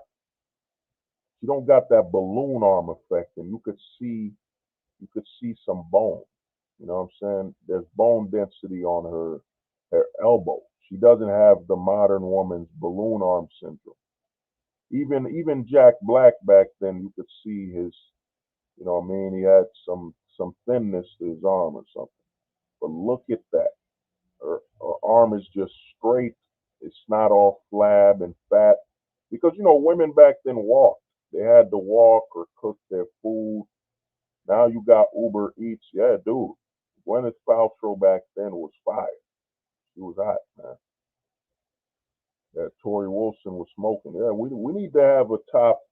We need to have the top 10 sexiest women of all time. You know what I'm saying? Of all time. You know what I'm saying? We need to have the sexiest women of all time. We need to get that list going, man. I'm gonna talk to some of you on that Discord. We gotta start voting, man. We gotta start doing a weekly. We need to figure out which woman, back then is still. She was the hottest back then till now. You know what I'm saying? Of all time. Oh, Dame of all time. So you're saying a Dame. So Dame of all time. What was the slang of Dame? So Dame of all time. So that'll be dope. Dope. Yeah, we need to come up with an abbreviation for hottest woman of all time. We need that. That Gwyneth Paltrow right there, she could knock out, that sexiness right there could be sexier than the mass majority of women right now. You know what I'm saying? Just tall, built right. You know what I mean? She's not fat. She just isn't too skinny. Oh man, that's fire right there. But let's get back to what this stream is about, man. Let's get to the future, man. Let's get to the future of manhood, the future of dating, the future. Let me make this photo a little bigger. Yeah, there it is. Yeah, yeah, yeah. Now let's get to what this stream, the degeneration. Like I said, every generation had their dating. So us millennials, we're coming from before technology, before everything was online, dating and all that stuff. So as a millennial, I can remember that. You know what I'm saying? I can remember before that. Oh, my brother. Oh, hot. Hottest woman of all time. Yo, my brother, man. Yo, Eddie, man, copyright that, man.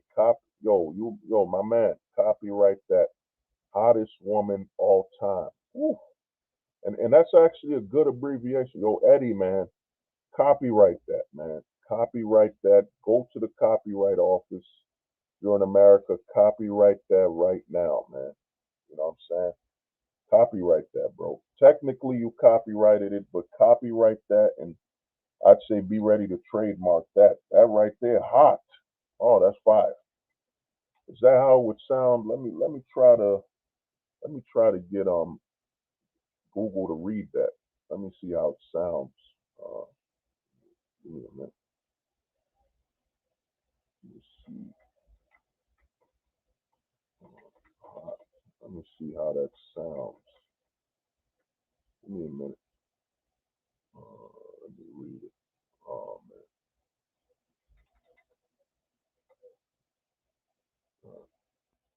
Let me see. Tools. Uh,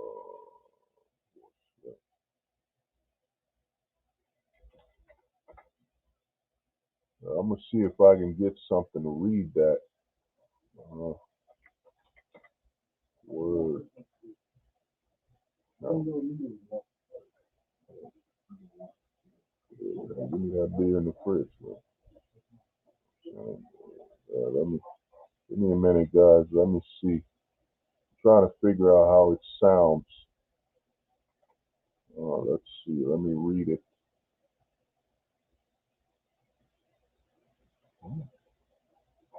Oh wow, dude. Yo, Eddie, man. Yo, it reads as what? I had the AI read it. It reads as what, man?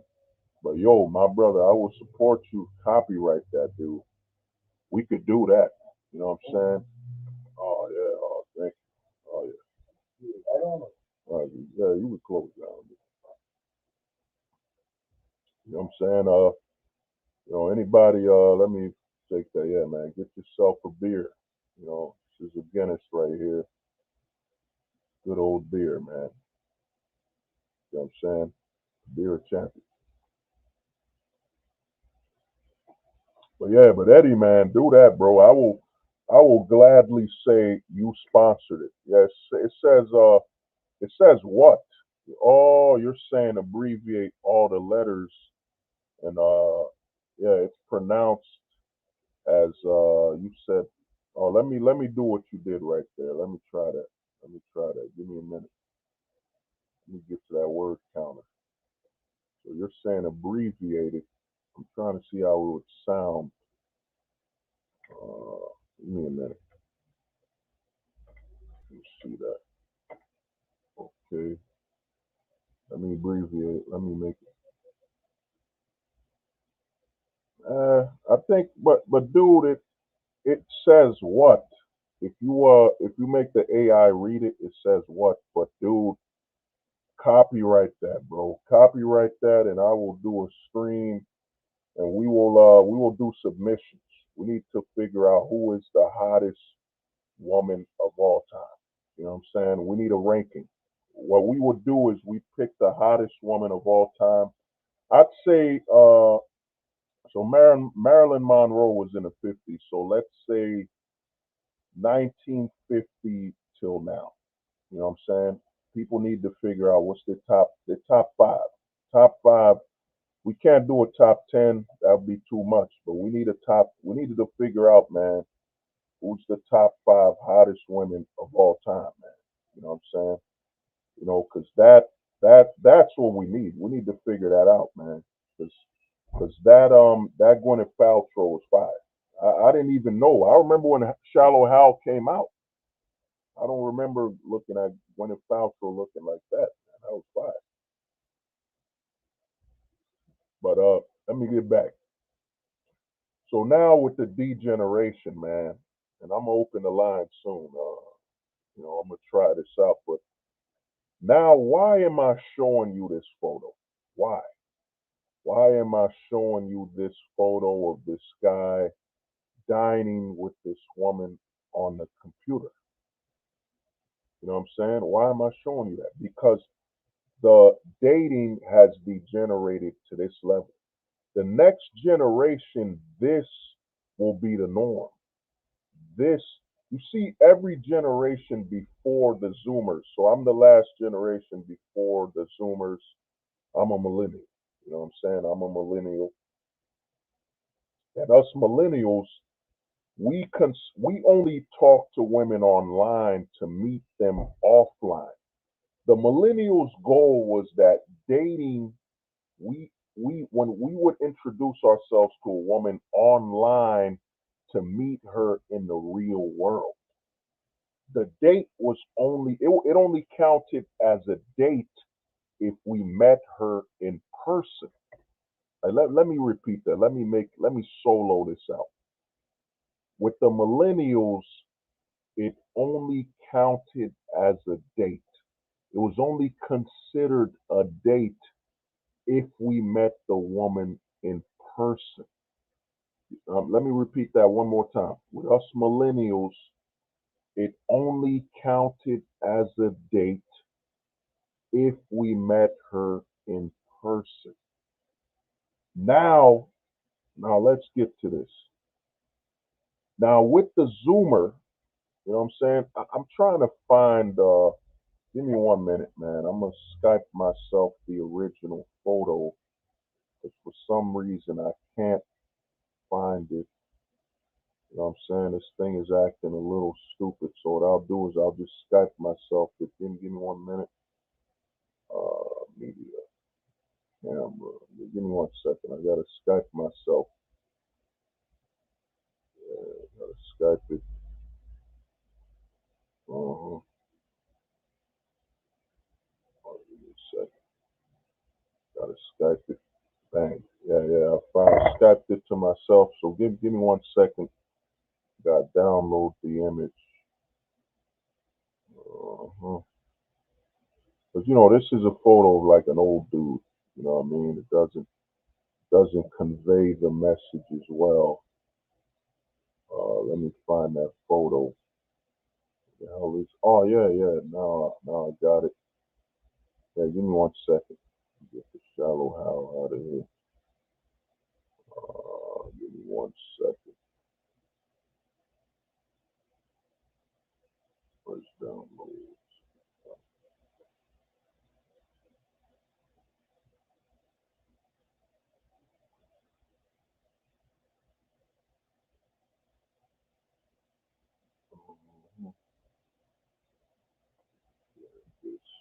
Okay. Yeah.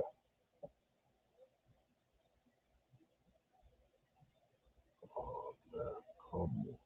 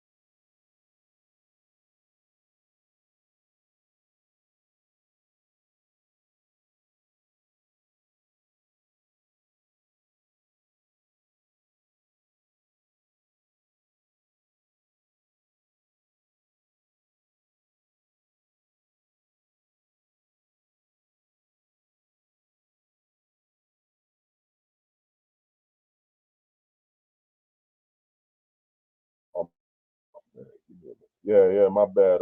Accidentally muted myself. My apologies for that. My apologies. But yeah. But this is the future, people. This is the future of dating.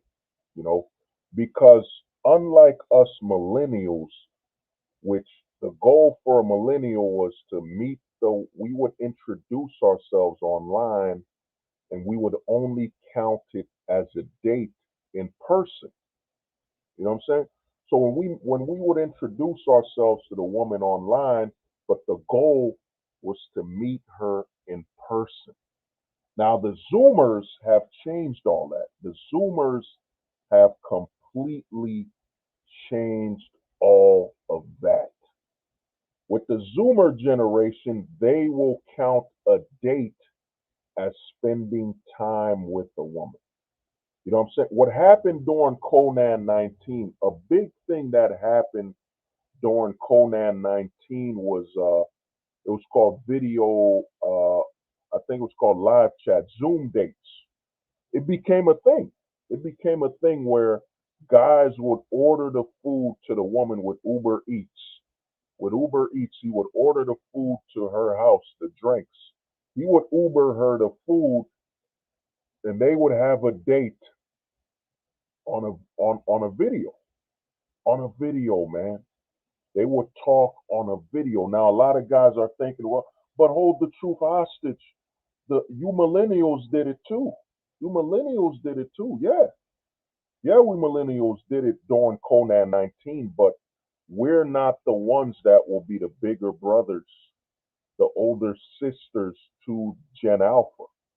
What you're looking at right there, this image, this is the future of Gen Alpha's dating. This is the future of Gen Alpha. Because me as a millennial, yo, my time as an older brother is done. I'm not gonna be an older brother to another generation. That's rare. That's a rarity that your father, if he's older, in America or in the West, that you as a millennial, your younger brother will be like a Zoomer. I mean, a Gen Alpha. You know what I'm saying? So what the Zoomers now you got to think the Zoomers are approaching that age of 25, 21. So they're still young. 25, yeah, yeah, oh Eddie, yeah, 100%, man. Insta dating, yeah, insta dating, live chat dating. This is the future. Now I'm not saying we millennials don't have issues too. One of the biggest issues we have psychologically is that we actually count. Like I'm gonna give you an example. We're all talking on this live stream. You know, you know what I'm saying? I would say, yo, I met the homie Steve G online. I met the homie Eddie. You know, I met the homie Pars online. But think about that. Think about how much of a psychological negativity that is, that I'm saying that I met someone online. I'm actually counting meeting someone online as a meeting, when in reality that's supposed to only be when you meet in the real world. Think of the psychological trauma that is, that I could count meeting you people, and you could do the same. You're counting our interactions. So when were you introduced to Hold the Truth Hostage? Oh, it was on his YouTube channel. Oh, Hold the Truth Hostage. When were you introduced to Eddie, JP, Pars, all these people? How were you introduced to them? Yeah, online. We met online and we talked. No, we didn't meet. We never met. Meetings are supposed to be in person. You can't meet somebody online. You know what I'm saying? This is how much the mind has been fucked. This is how much we devalue the meaning of physicality by substituting. So what we're doing is we're substituting digital interaction for physical from physical interaction. We're counting what can only be in physical.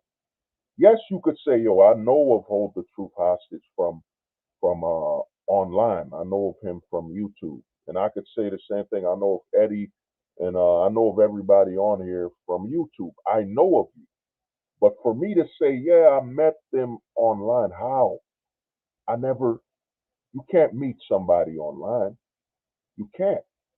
There's literally a digital wall between you, and the conversations you're having online is a digital projection of your physical self in the physical world. So how can any of us say I met you?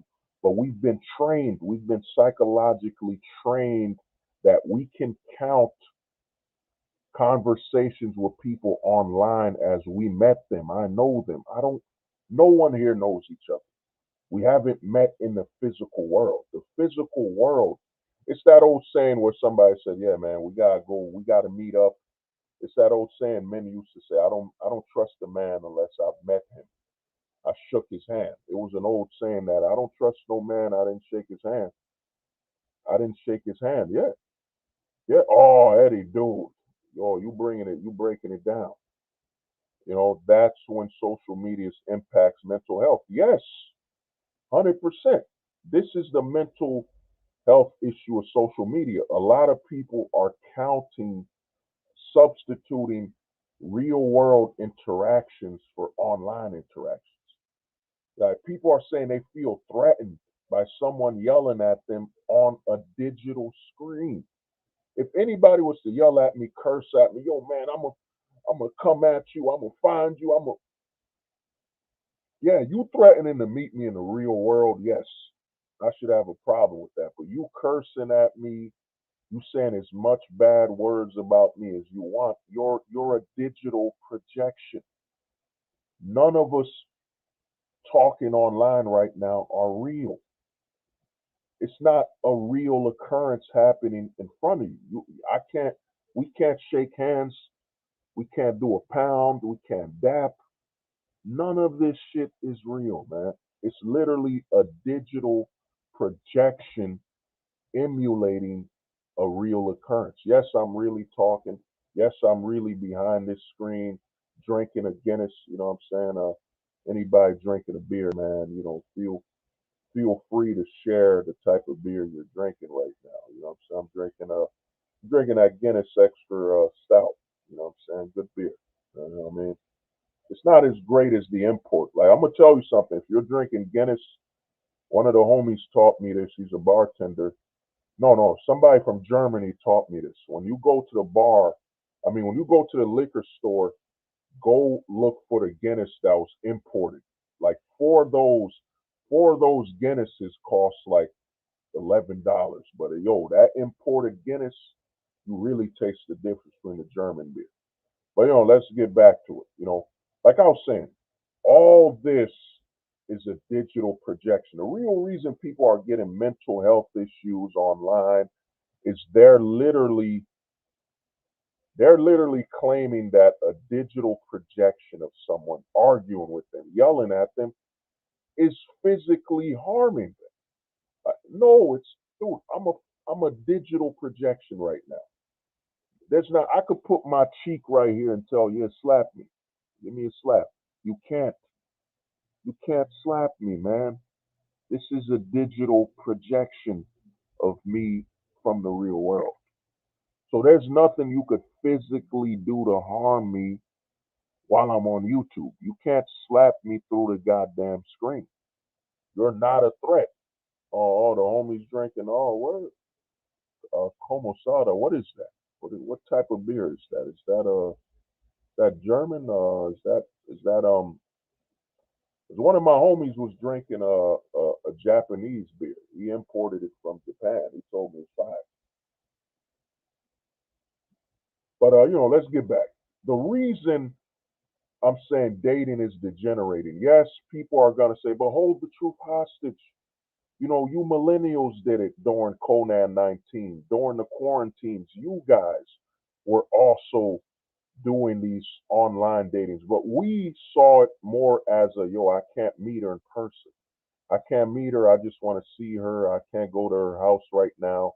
You got to remember when Conan 19 was real, you know, certain apartments were not letting you in if you weren't a tenant. If you weren't a tenant and you lived there, they would not let you in. You couldn't come to visit people.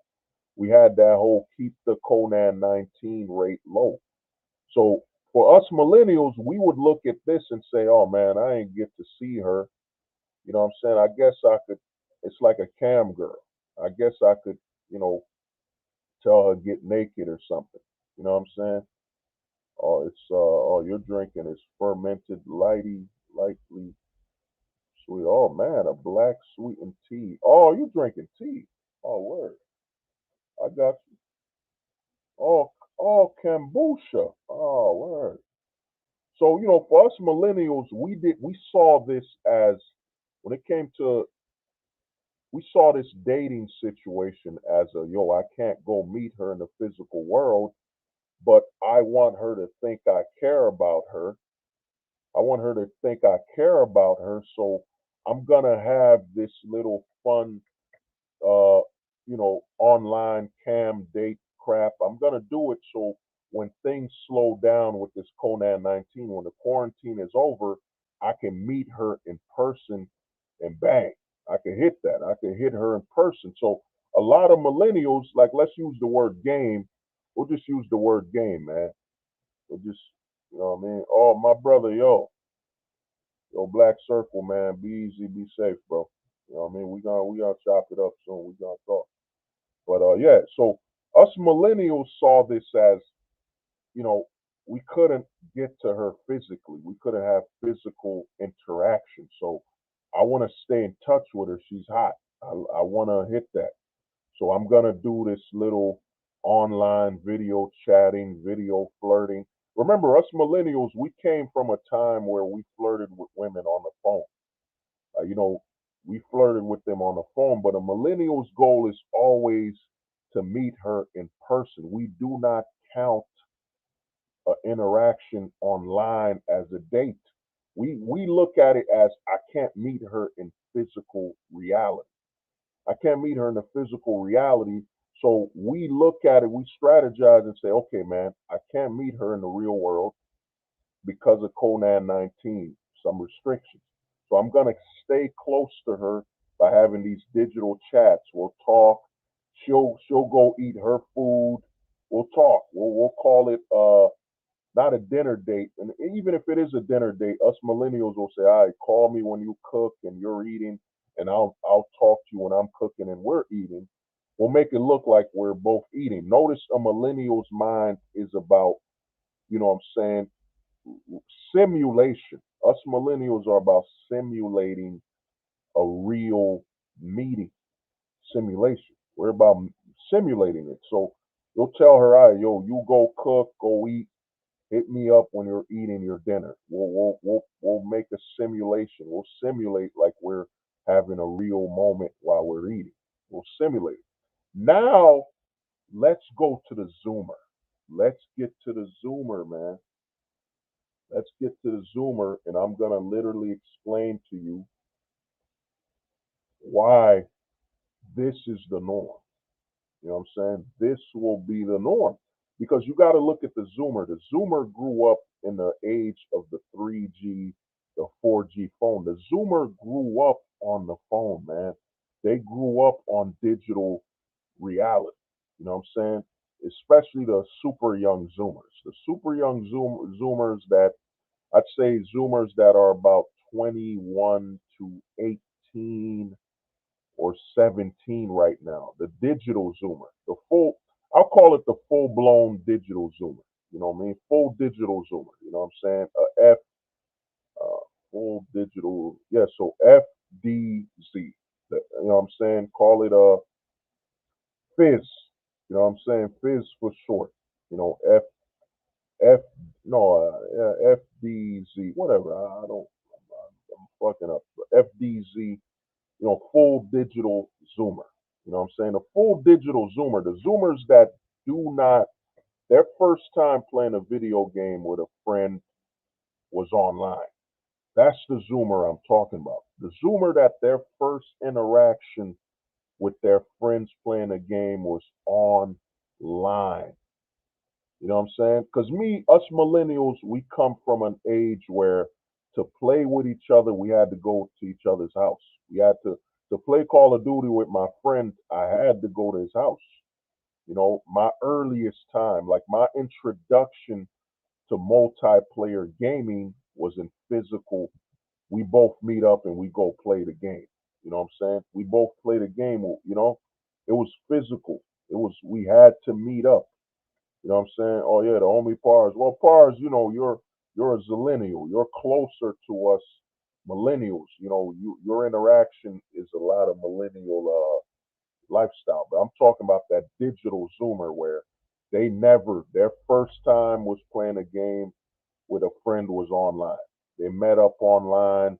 They've never had to go through playing video games in person. Like I remember coming out of school to play wrestling, you know, like NWO versus WCW. You know what I'm saying? Raw, SmackDown, here comes the pain. We had to go to our friend's house. We had to bring the controllers. You know what I'm saying? GoldenEye. We had to bring our own controllers to play GoldenEye with each other, you know? But the Zoomer, the full digital Zoomer, the FDZ,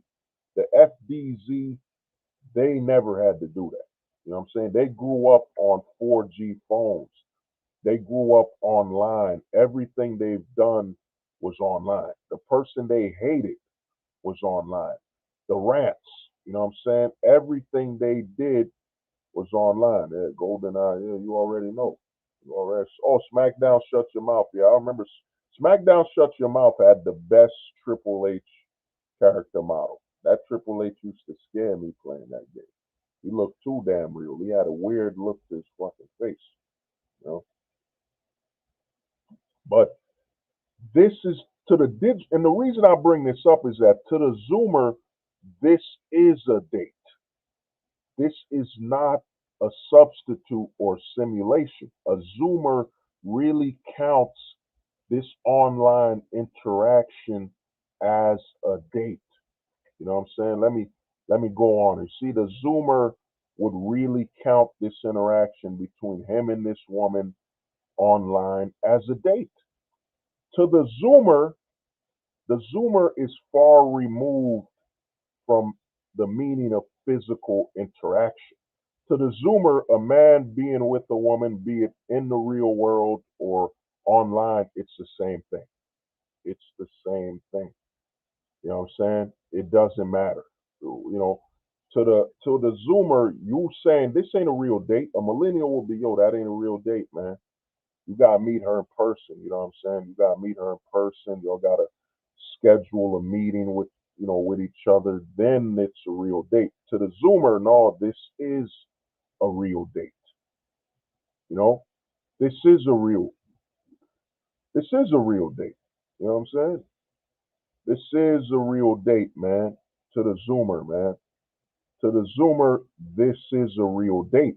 And the reason I bring this up is that the Gen Alpha, the generation that's growing up now, Gen Alpha is growing up with 5G phones. Gen Alpha has grown up in Conan 19, where they told Gen Alpha you can't see your friends at school. You gotta stay at home. You gotta attend school in the digital realm. So Gen Alpha is gonna associate the physical world. The Gen Alpha won't differentiate the difference between the physical world and the digital world. Gen Alpha will say, "What's the difference with you going to school in the physical world, where I went to school online? Like I was on my laptop, I was streaming. The teacher was still checking if I did my work. So what's the difference?" In the eyes of Gen Alpha, the internet is real. The digital world is not a substitute. It's a reality. You know what I'm saying? Your dinosaurs, you millennials, you're just old and outdated. You Gen Xers are old and outdated. You know what I'm saying? To the Zoomer, and remember, the Zoomers grew up in the 2010s where people are quote unquote being bullied online. The Zoomers are the generation that deleted themselves online. So when the Zoomer, now picture you're an older brother and you're a Zoomer, and your younger brother is Gen Alpha. Your younger brother was born 10 years. I think every generation is what, 10 to 15 years. So your younger brother is born in Gen Alpha, and you're a Zoomer. When your younger brother, who's a Gen Alpha, comes to you for dating advice, the Zoomer is gonna be, "Oh, dude, did you and her like? Why don't you get her number and y'all schedule a date all over your video chat?" You know what I'm saying? Over a video chat, you could still have a date like that. That's the advice the Zoomer will be giving their younger Gen Alpha brother. You know what I'm saying? So the future of dating, this is the facts. This is the truth here. So for the Gen Alpha, they will be getting advice that the digital world is real. Their older brother, who's a Zoomer, his first girlfriend, he met her on Facebook. He met her on Instagram. They've been dating and talking. And think about it. Think about the side effects. Like even MySpace, on MySpace, you weren't able to, I don't think on MySpace you could put your status that you're dating somebody or anything like that. You couldn't put if you're married and couldn't put all that. But on Facebook, Instagram, you can put your relationship status.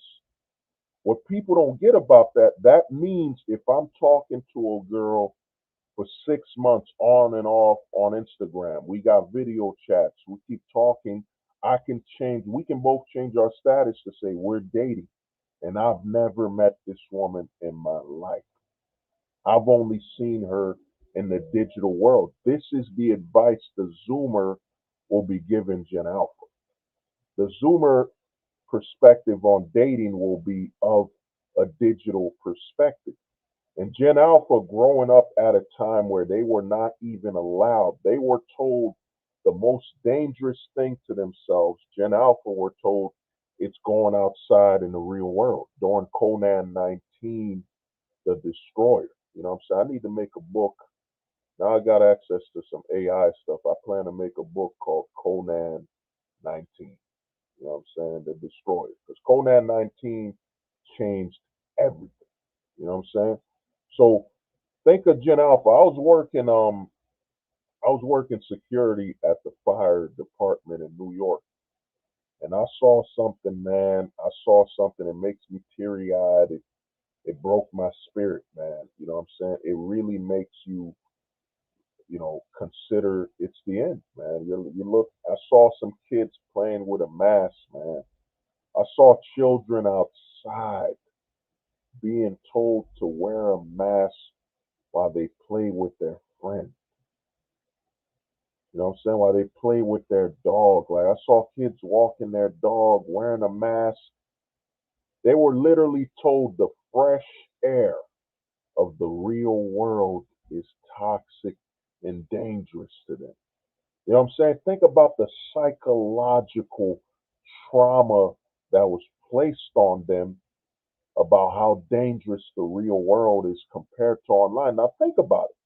Think about these little kids were 4 to 5 years old. They're playing they're playing with each other and their dog and they're wearing a mask.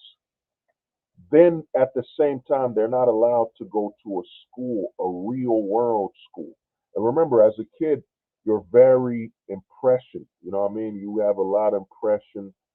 So it's padded in their brain, these little kids. And remember, Conan 19, the lockdowns were from 2020 till about late 2023.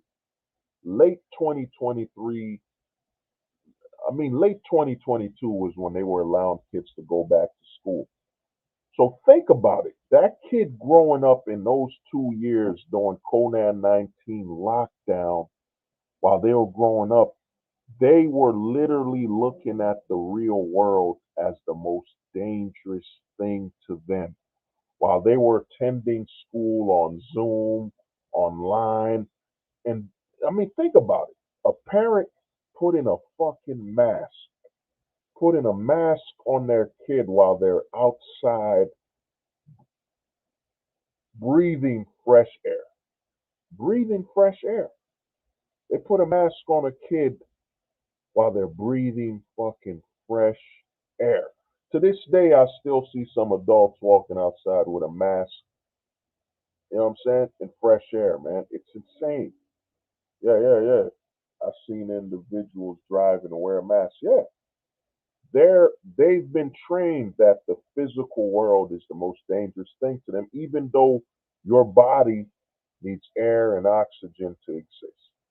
So think about that. In those 2 to 3 years, those kids that grew up, let's say a child around, I'd say age 4 to let's say about 4 to probably 9.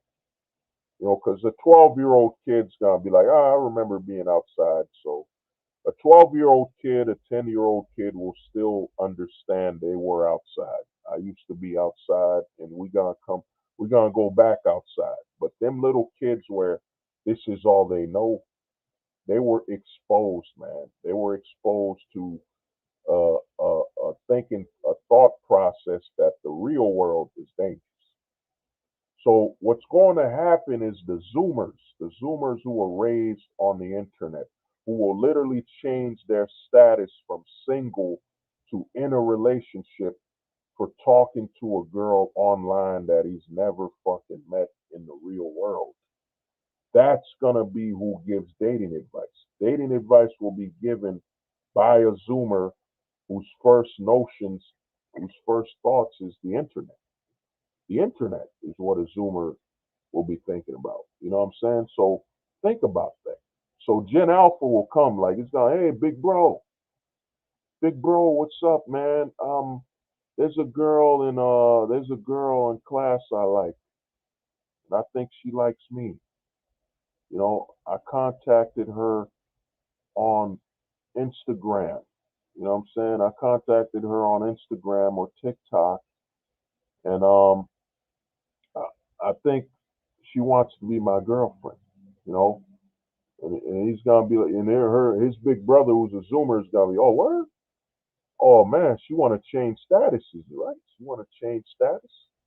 Why don't you change status, man? Why don't y'all go on an online date? Just have a video chat where you send, you know what I mean? I'll give you some money to order some Uber Eats to send food to her house so y'all can have an online date. This is the Zoomer's advice, man.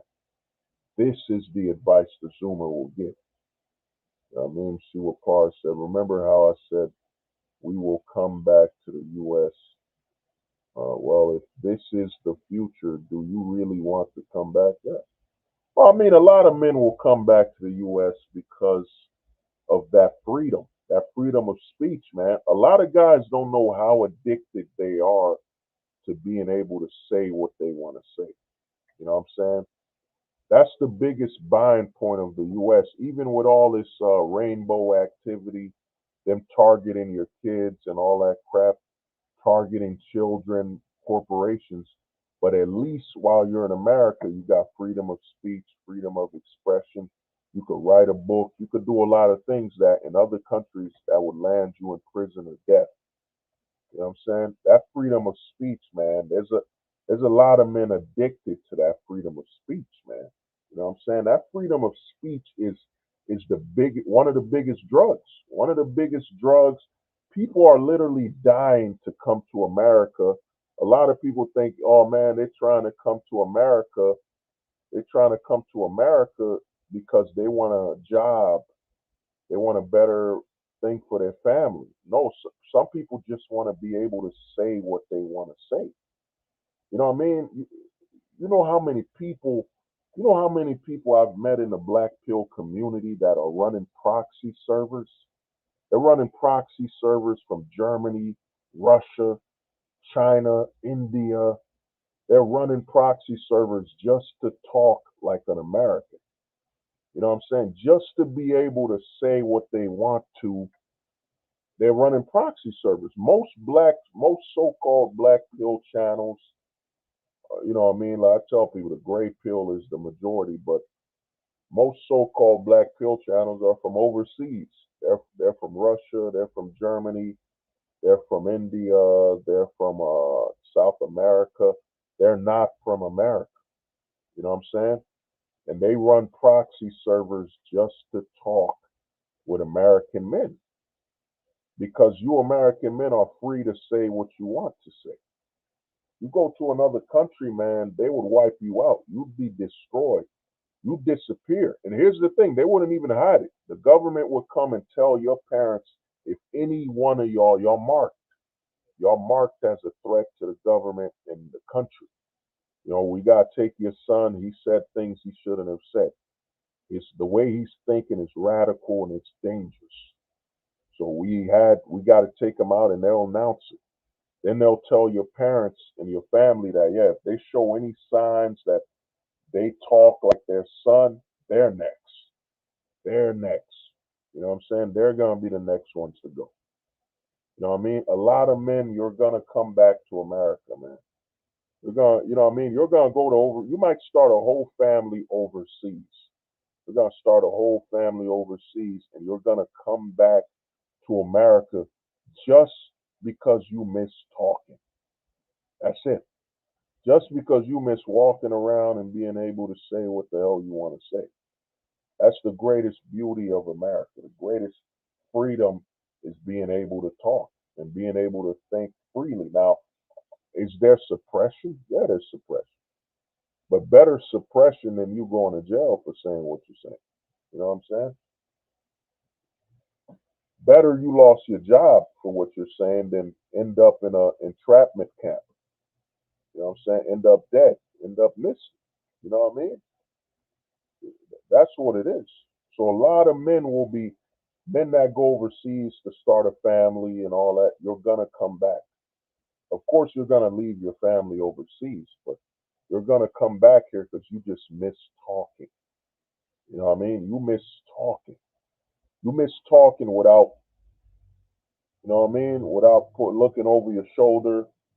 You don't want to just because a lot of guys think I'm gonna go to Colombia, I'm gonna go to Brazil, I'm gonna go to Cuba, I'm gonna go to India, I'm gonna go to the Middle East, I'm gonna go to all these other countries, and I'm just gonna enjoy myself. No, my friend, you go there, you need to shut the fuck up, man. You're gonna learn that you need to shut up.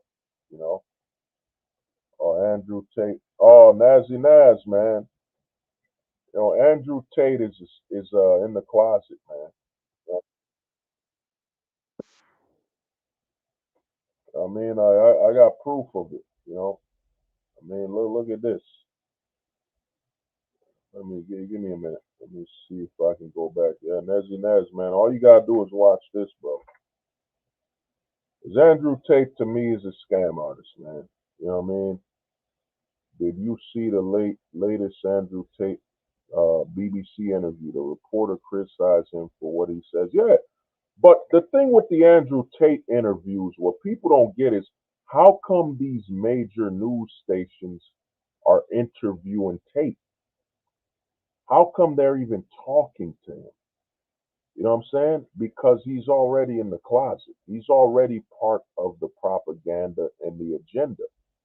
What's happened now, like I tell guys when I made that video, The Closet, a lot of guys think I'm joking. A lot of guys aren't taking it seriously.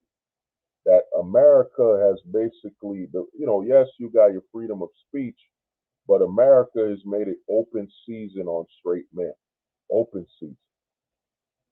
Open season. And a lot of men in the closet, you got Destiny. Let me play.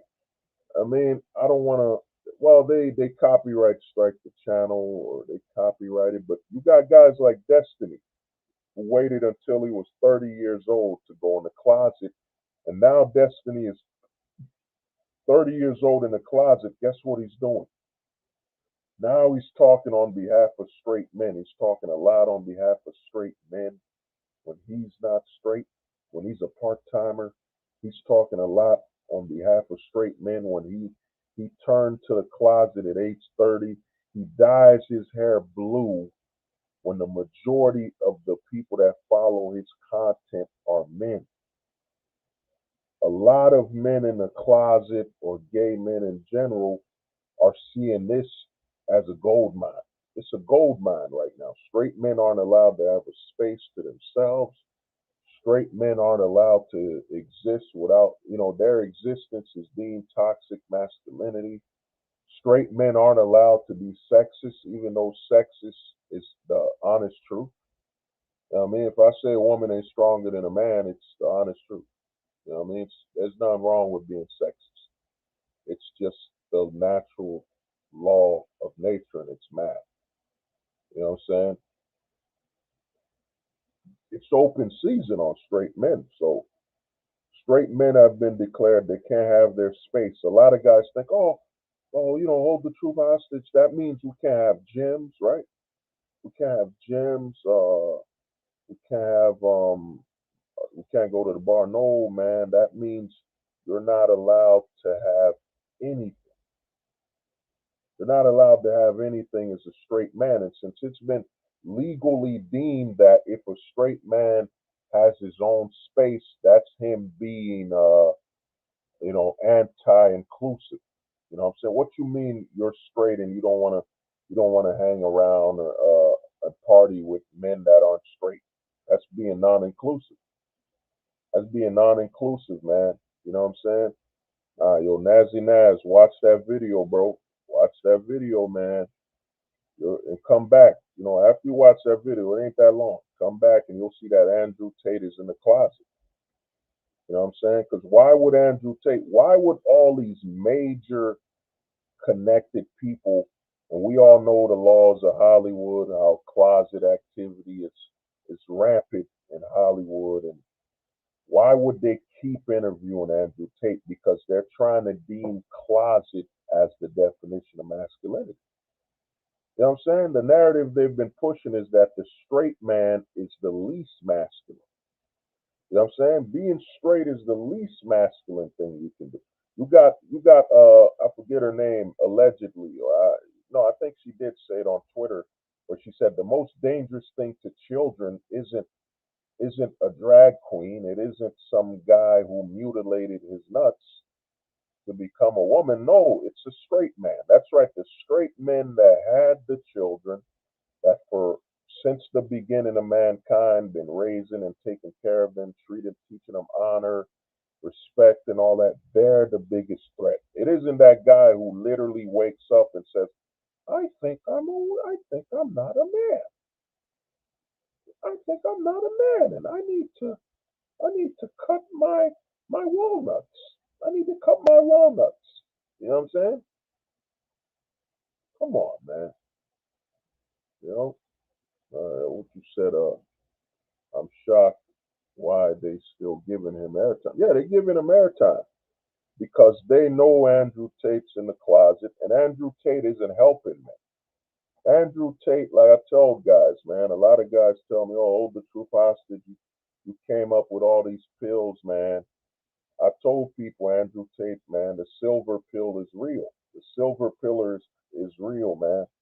The guy that went overseas could live anywhere in the world and still comes to try to dominate domestic men. Still tries to sell this fear and this narrative. Andrew Tate is nothing more than a closeted guy, man. He's in the closet and he's well traveled. You know what I'm saying? He's well traveled, which means like that video said. And where's Andrew Tate going now? Dubai. You know what I mean? What's known about Dubai, man? Women being flown out. But we only talk about the women being flown out. What about the men that's being flown out to Dubai? And what's Andrew Tate's model? The top G, right? Top G. As long as he's the top G on the bunk bed, top G on the bed, as long as he's the top, you know what I'm saying? As long as he's not the bottom, he's good with himself. You know what I'm saying? I see why they don't want to. I, I, I see why they want to ban your channel.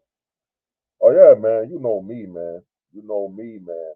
You know me, bro. I'm in the shadow realm on YouTube, man. The only reason YouTube hasn't kicked me out is that I'm black, man. I know the advantage and the disadvantage. The only reason YouTube hasn't kicked me out is he's black. And then there was a black YouTuber called what is his name? Genshin. Like a few months ago, black YouTubers went wild. You know what I'm saying? They said YouTube is hiding their content.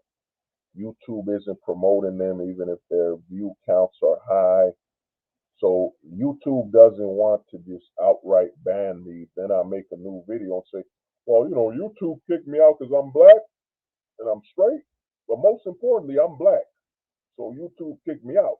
You know what I'm saying? YouTube is kicking me out and shadow banning me and kicking me out because I'm black.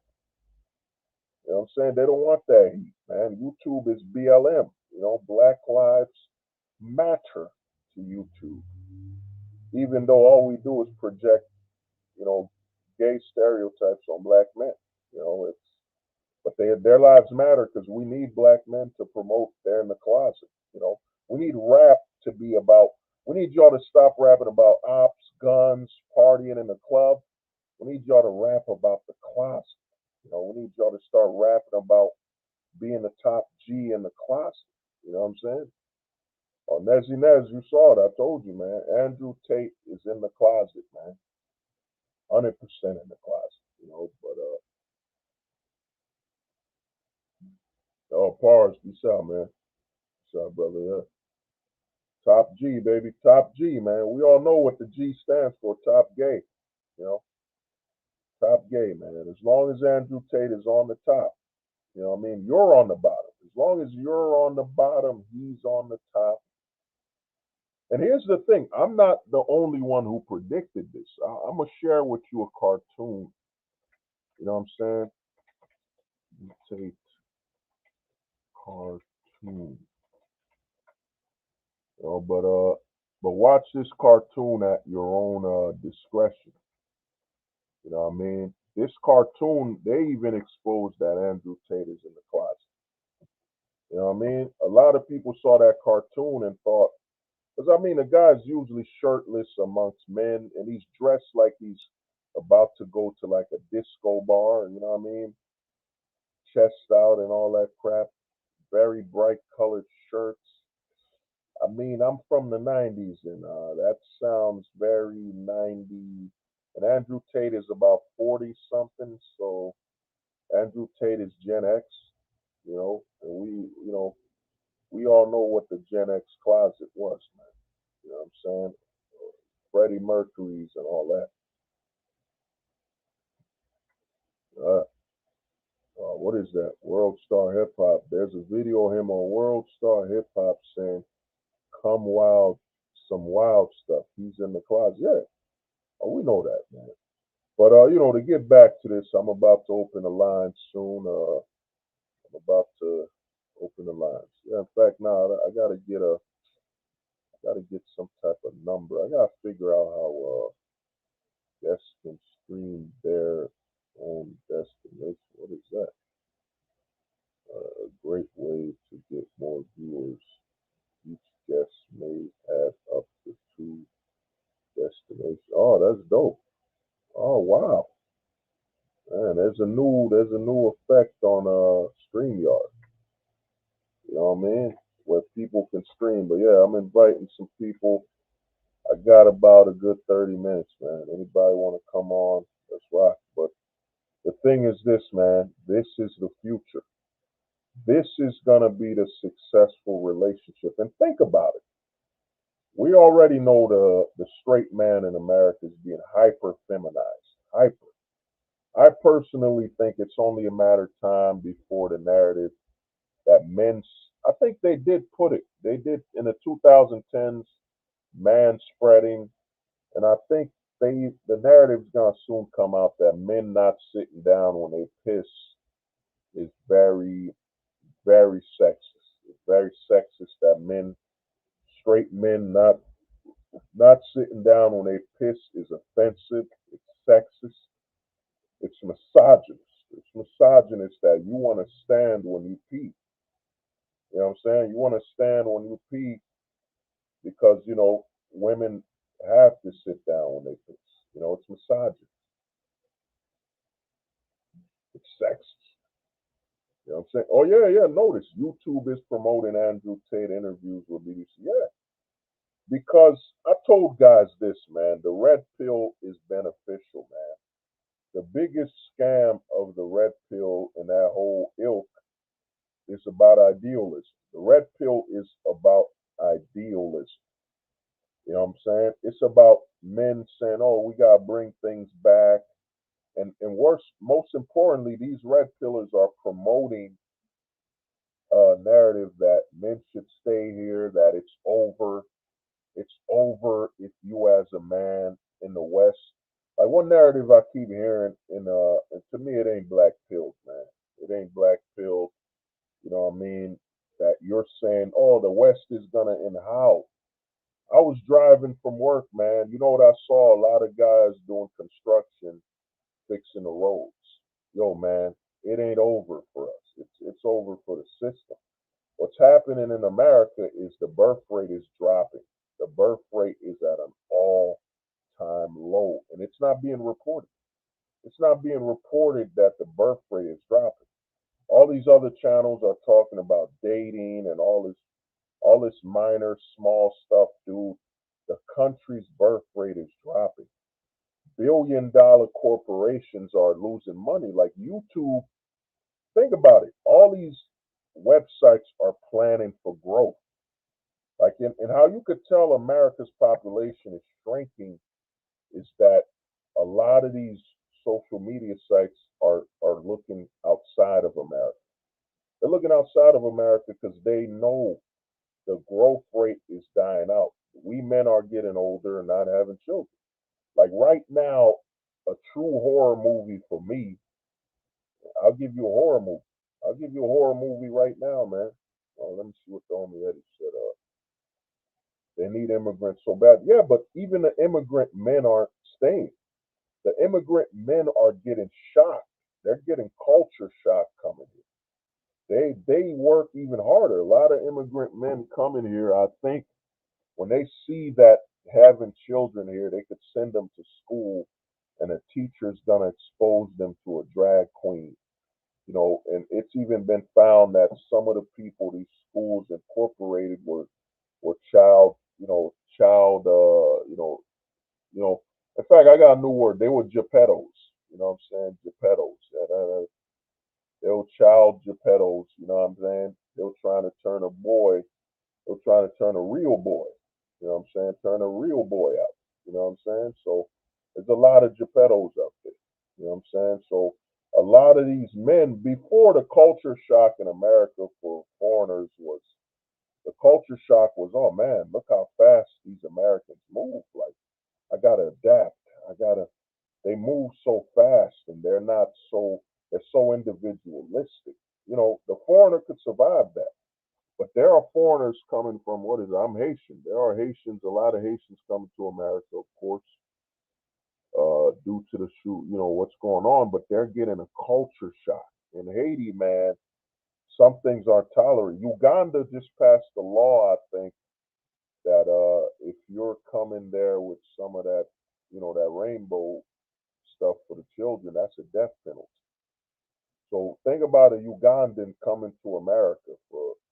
They're going to work harder. A lot of foreigners are literally just staying, locking themselves up in the house. I think they'll rent a home and they don't socialize with Americans. They know how literally poisonous. You know what I'm saying? They know how literally poisonous America has become. So a lot of people, foreigners, are coming here. Before they would work here, they try to stay, or they'd stay and put money back home. But a lot of foreigners are coming here, and the culture shock of seeing the schools want to sacrifice the children. Target, like you saw Target, man. Target literally came after children. They were selling trans stuff to children. They're literally promoting body dysmorphia. You know what I'm saying? Body mutilation. You know what I'm saying? It's open season, man. If they can tell you to get fat, it's perfectly okay that your grandma, your mom dies of high diabetes, heart stroke. You think they give a damn about some children? Come on, man. The system is now full blown corruption. America now has become the Mayan calendar, man. What were the Mayans famous for? One of the famous stories about the Mayans was that they used to sacrifice the healthy. They used to just sacrifice the healthy, man. Their Target lost billions. Like, the number one song right now. In fact, let me see that Target song. You know what I'm saying? Give me a minute. Target boycott. Give me a minute. Target. Give me 1 second. Yeah, give me 1 minute. Yeah, this song right here. You know what I'm saying? I had to share this song. This is the number one song in America. It even passed Taylor Swift. It's a song about the protesting of Target. You know what I'm saying? That song right there tells you the whole truth. They literally had in the children's aisle dresses where a boy could tuck in his privates. Like, think about that, man. The thing is this, what's going on is this, man. And there was a rumor about this years ago. The rumor was, man, they were gonna justify, Geppettos. They were gonna justify being Geppettos, and a lot of people thought, yeah, boycott Target. Yeah, man, Target is done, man. It's done. But I feel bad for the people I know that was working there, man. Billions of jobs on the line. But the thing is, Target, I'm going to say this, Target has succeeded. They were marketing to the less than 1% of Americans. So they succeeded. Target has succeeded, man. They're generating profits from less than 1% of Americans. So Target is a success.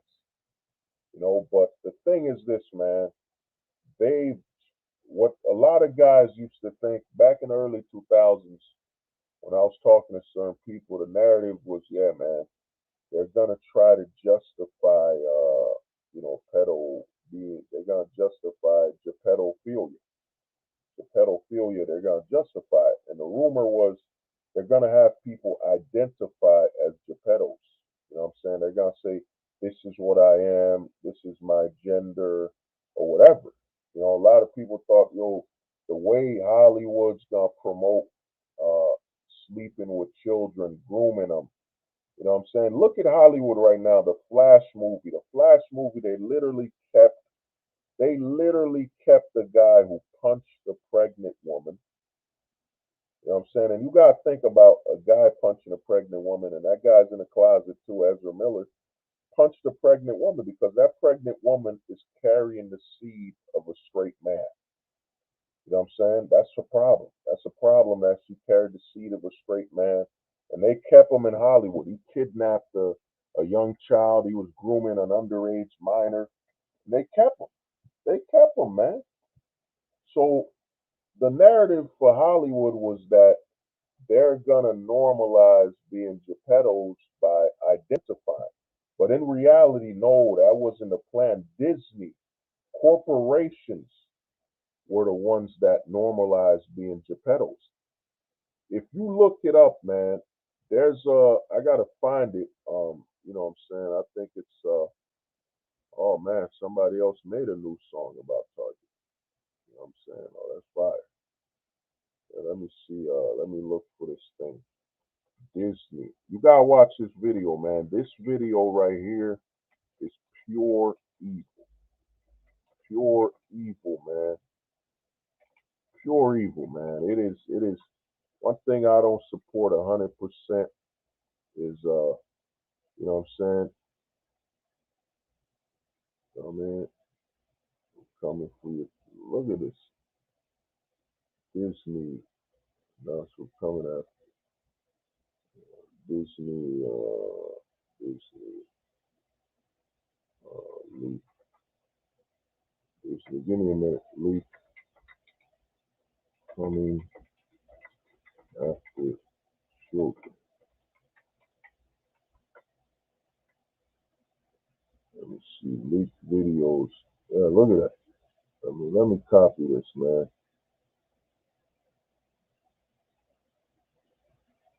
You know what I mean? Oh, look at this video, man. Look at this shit, man.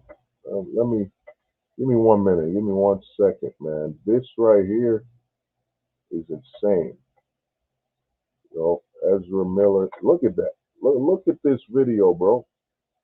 Disney. There was a leak that Disney said we're coming after your children. You know what I'm saying? Coming after your children.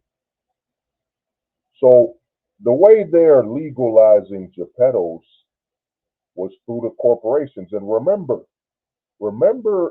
back in the early 2010s, I remember, was it early 2010s when they changed that a corporation is a person? A corporation is a person, right? I think they said that back in the early 2000s. They said a corporation is a person. And what does Disney do? Disney says we're coming after your children.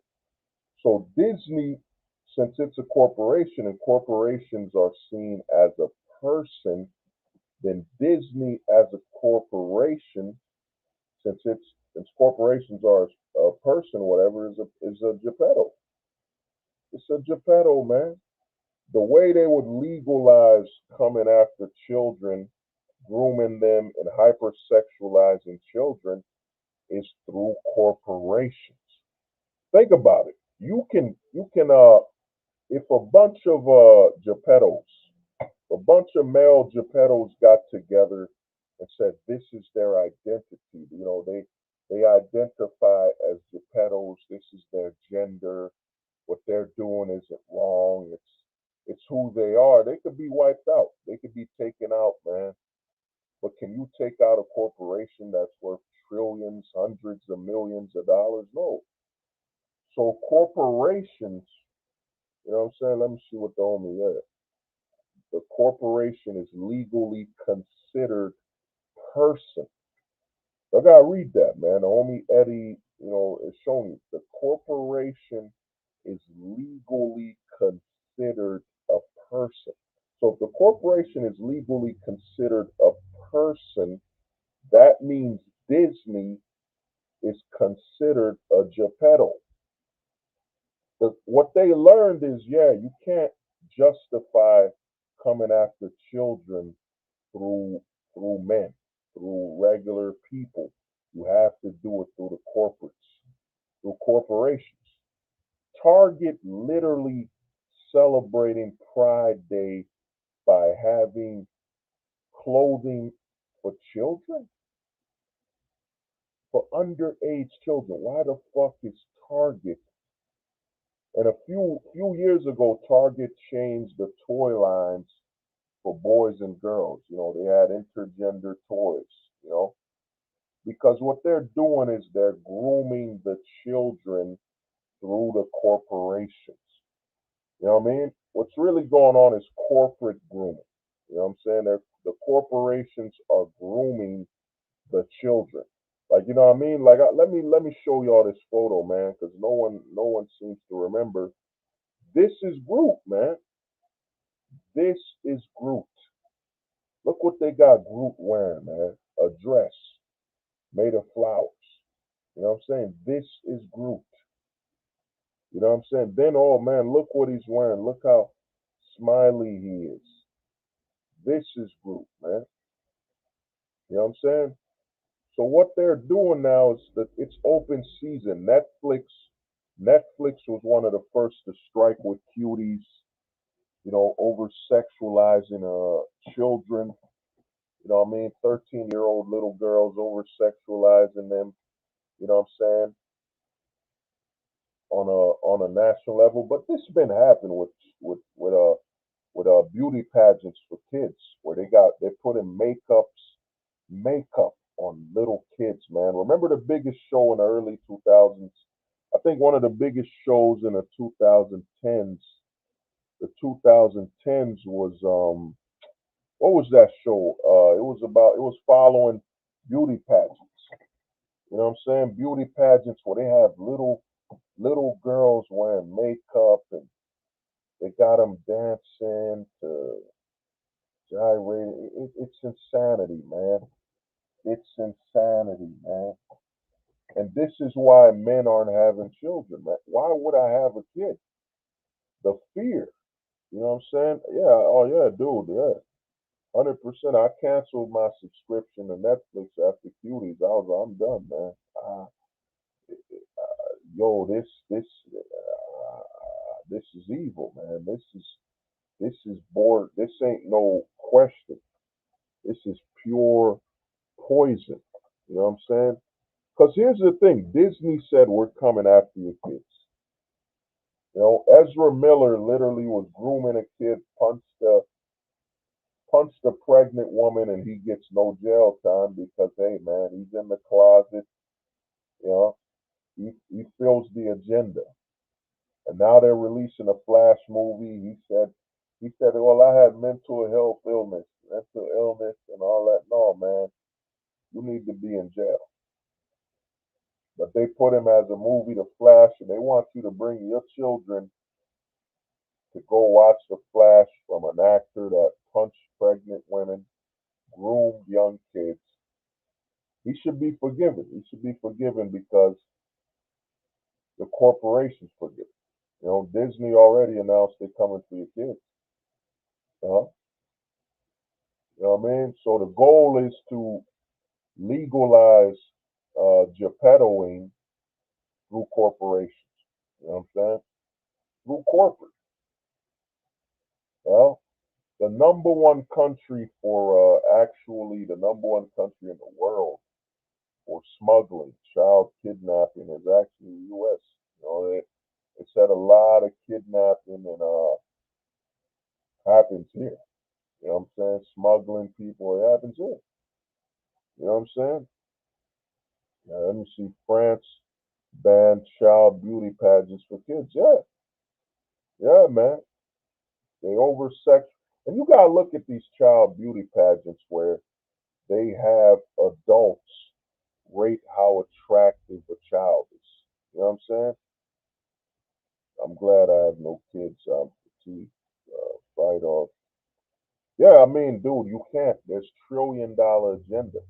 And think about if you send your son to school and the teacher's like, "Hey, Johnny, what's your thoughts on would you ever wear a dress, Johnny?" And your son's like, "No, man. My dad tells me no, I shouldn't be doing that. I'm a boy.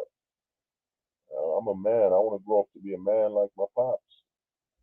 You know, they want to confuse the kid. They rewarded somebody like Dwayne Wade who's sacrificing his Dwayne Wade who should lose custody of his son, who openly said, "You know what, man? I don't know. My son is teaching me stuff. He knows more than I do." A 10-year-old. How the hell does he know anything more than you, man? You know? Because the number one form of entertainment, the most influential thing right now is rap music. Rap music is the most influential form of music, but they just can't rainbow it enough. They just can't. Yes, there are guys in the closet in the rap music. You know what I'm saying? 85,000 kids disappeared after crossing the border. God damn. God damn. Wow. Uh, wow. That's crazy. But you know the thing, that's crazy, but that's to be expected. Because you got to look at let's say the illegals coming over the border. If someone's a Geppetto, you know what I'm saying? Someone's a Geppetto, they see that as a free meal. You know what I'm saying? They could offer that family a house and all that. They could offer that family a house and say, "Yeah, I'm gonna help you out. I'm gonna help you. I'm gonna help you. You could come stay in my house." And then they'll call the cops and keep that person's child in the basement. You know what I'm saying? Or they keep that child, whatever. You know, they're trying to use rap to legalize. That's why they want Kanye West to be shut down too. Kanye is just too Christian. You know what I'm saying? Too Christian. They were hoping that Kanye would be a big time rapper that's in the closet. You know what I'm saying? Big time rapper that's in the closet. They were hoping that, oh, you want to be a fashion designer? Even though men were the ones who designed clothing from the beginning. You know what I'm saying? Men were the first ones to design clothing, but they tried to. But Kanye was with Trump. They wanted Kanye to be in the closet so bad. You know, I mean, I don't agree with what Kanye said. Harming people, but for them to say Kanye West said did the most dangerous things when literally you have an entire justice system locking up people that were black and minorities since the 90s. I mean, we have our president, Joe Biden, who literally passed a bill that said if you can't afford to sell cocaine, you get more time. You get more time in prison. You know what I'm saying? This is the world, man. I'm gonna tell you, I'm gonna give you a horror story, man. I'm gonna drop a horror story on you right now. This is the scariest story you'll ever hear, man. This is why this is scarier than any horror movie you've ever watched. You know what I'm saying? This is more scary than the Boogeyman and Friday the 13th and all that crap. And here's how the story starts.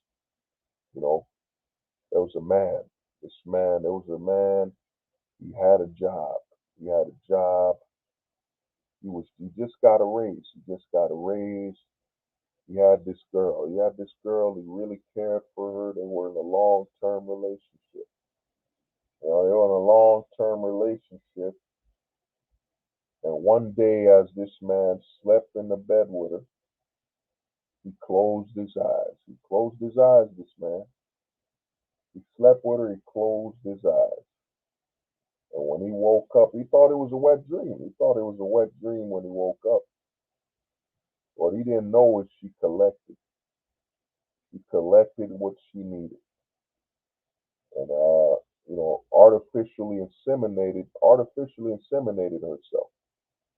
And this man just woke up, thinking he slept with his girlfriend, and maybe he had a wet dream or something like that. So he went about his day, living his normal life. Then a few months later, his girl came to him and said she's pregnant. She said she's pregnant, you know, and this man not wanting to delete the child, he doesn't want to delete the child. Her stomach was showing signs that the child was there. She got a bigger stomach. It was about 4 months later. The man saw her stomach, man. It got bigger. This man saw that a child was coming. This man was thinking in the back of his head, how did this happen? When he's always slept with her wearing a condom, you know? How did this happen? I've always slept with her wearing a condom. So, he couldn't prove it. You know what I'm saying? She's pregnant. This man was getting ready to be a father. Man was getting ready to be a father.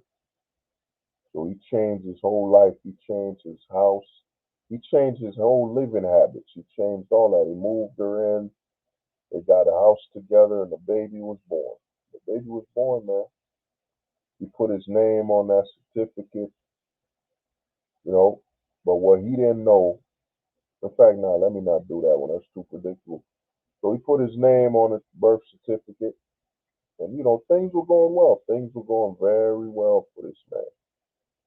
Then 6 months later, 8 months later, she began to make demands. She began to change because she was pregnant. She began to feel devalued because this man, being a man who didn't have no kids, he could still go out there. He didn't give birth to kids. It didn't change his body. He could go out there and still sleep with other women. That was what was in her back of her head. That's what her girlfriends were telling her. So she became more demanding. Then eventually one day she told this man, we gotta break up. He's gotta leave the house. That's right. He's gotta leave the house he pays the rent for, or he pays the mortgage. And when this man left the house, he thought, okay, she's just mad at me for some reason. Then he tried to come back. She put a restraining order on him. Then she put him on child support, you know. And now this man has to pray to God for the next 18 years and hope that she doesn't come demanding more money for child support. He doesn't overpay for child support so he doesn't end up in jail, losing his driver's license, his passport. And guess what, people? This story I just told you is 100% factual. You know what I'm saying? 100% factual, and some of it's mixed. It might be multiple stories mixed into one. Because I remember a guy called in, his wife put a restraining order on him without even him knowing.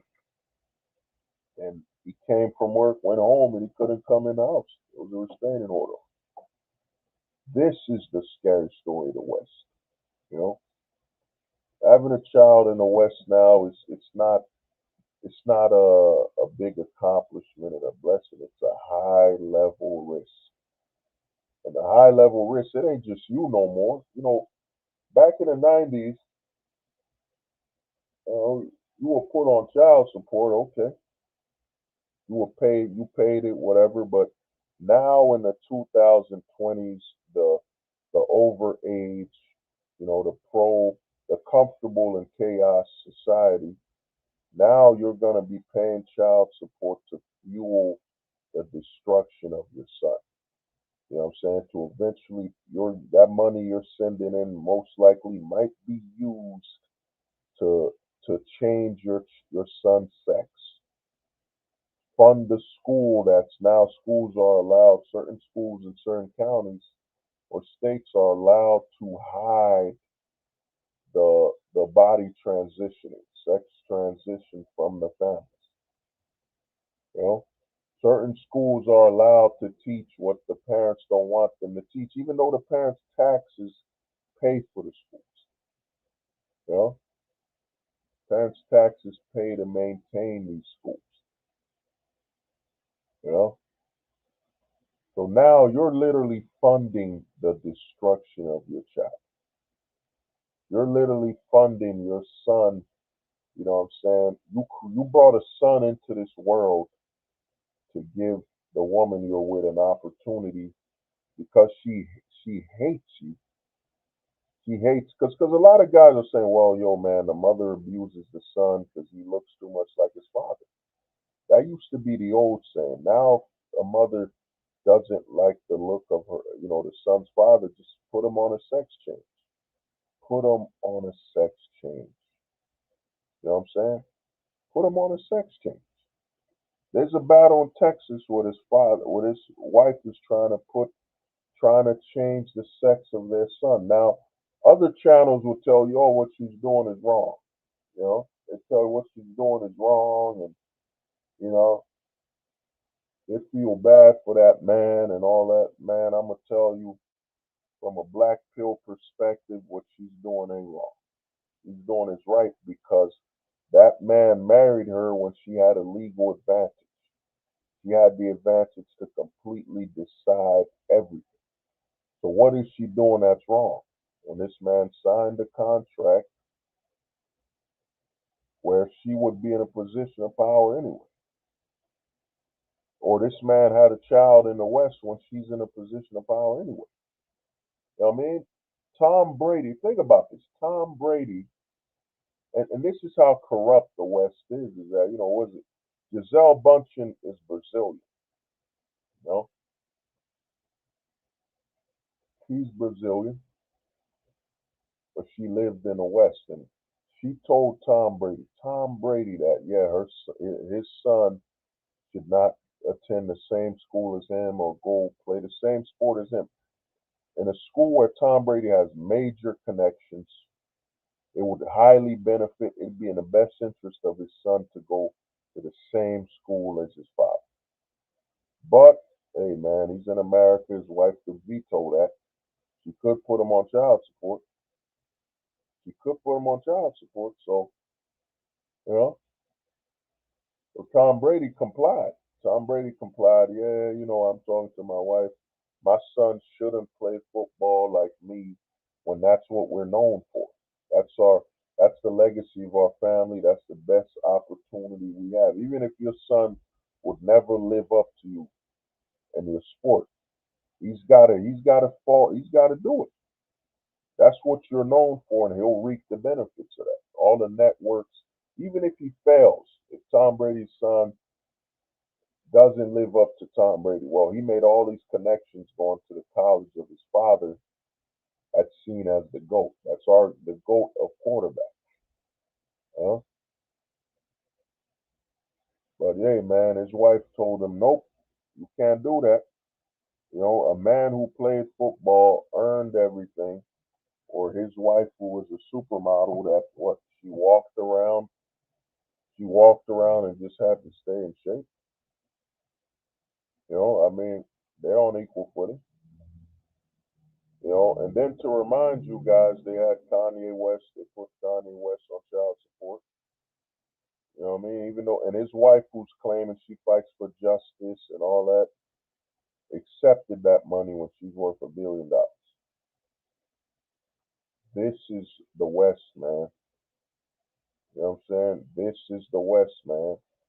It's fucked up that you gotta look at a child now and say, damn, man, I'm scared. I'm terrified. The thought of having a child scares the living death out of me in the West. Your life starts flashing by like, holy shit, man. What the fuck, man?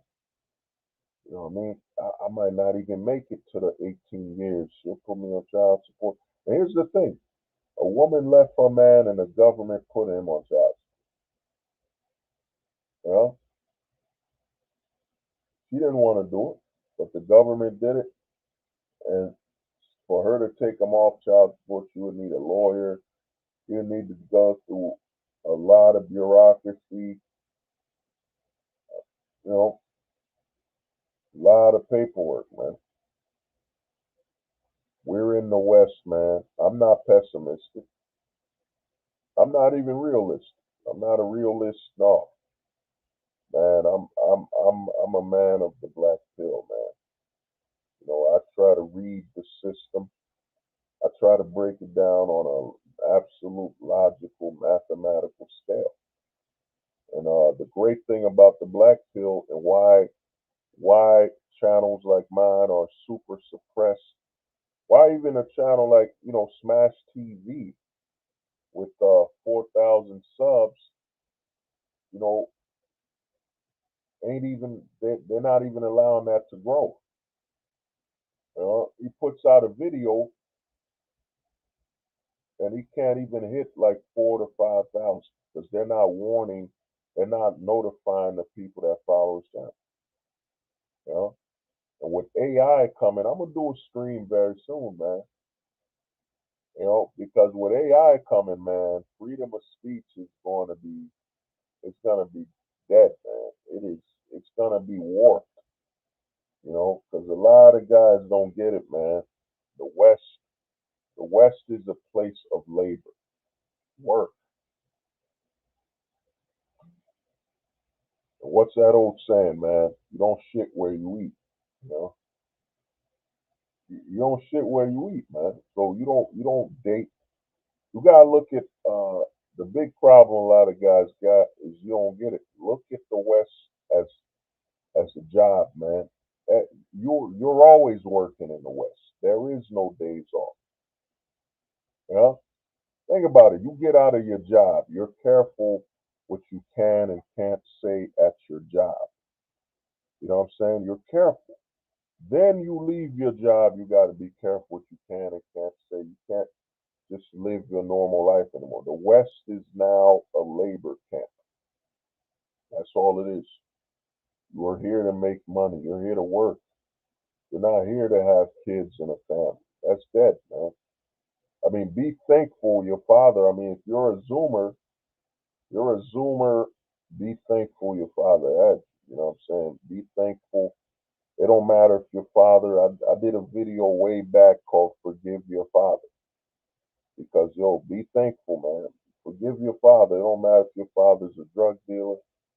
It don't matter if your father's in jail. It don't even matter if your father has never come visit you or see you.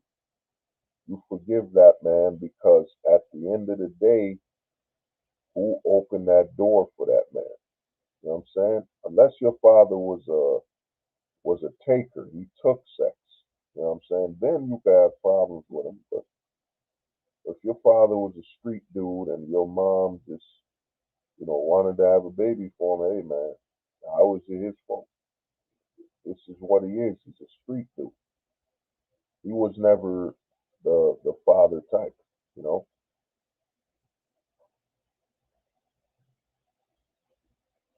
You know what I mean? So a lot of guys need to understand, man. The West is a land of opportunity. Make your money.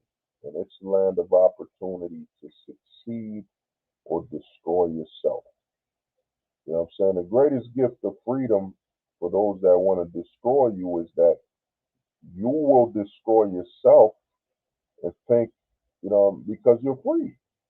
Oh man, I chose her, I loved her. Yeah, that's what you're telling yourself.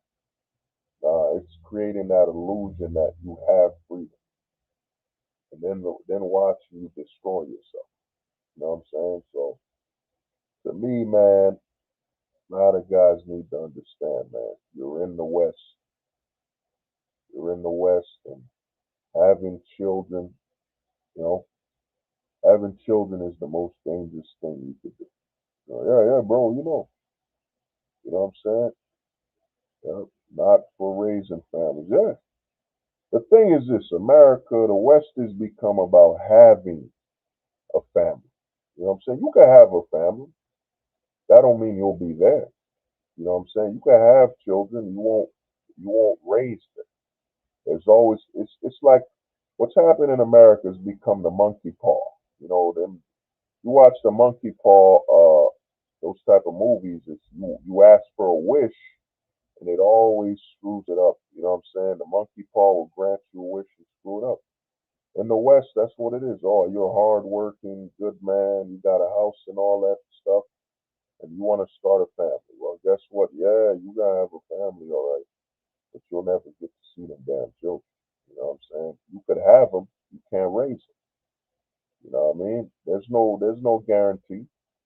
There's no guarantee that your wife will, your girlfriend, your baby moms will allow you to be in your children's life. And if she allows you to be in your children's life, what is the price? What is the price you're willing to pay for that?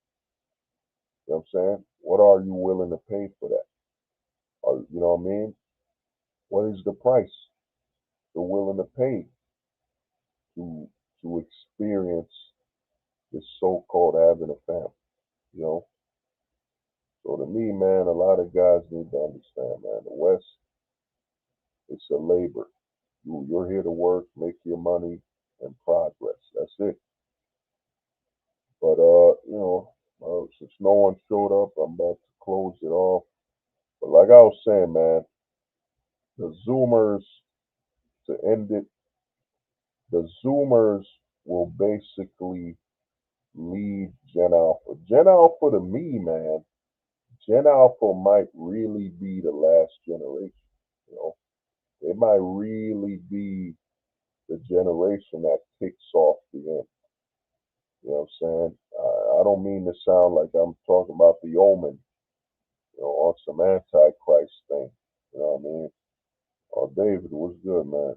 What's good, David? Yeah, that's the other thing, David, man. I got my Mac to work, so I fixed my Mac. So the music thing, we on, man. We on. Now my Mac is working.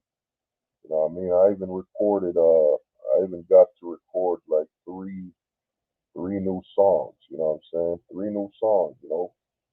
But the thing I'm saying is this, man. Gen Alpha, the generation after the Zoomers, will be the hyper. And yeah, David, I'm gonna send you that paperwork soon, man. You know, a Gen Alpha will basically be the hyper generation that don't even want to be around kids at all because Gen Alpha is gonna be the ones that believe the digital world is the real world. It's not a substitute. You know, them dating a woman online in a video chat, that ain't a substitute. That's a real relationship right there. You know what I'm saying? Gen Alpha will be the ones that, yeah, I'm sending this woman food, I'm sending her Uber Eats. That's our relationship. I'm taking care of my woman as a man.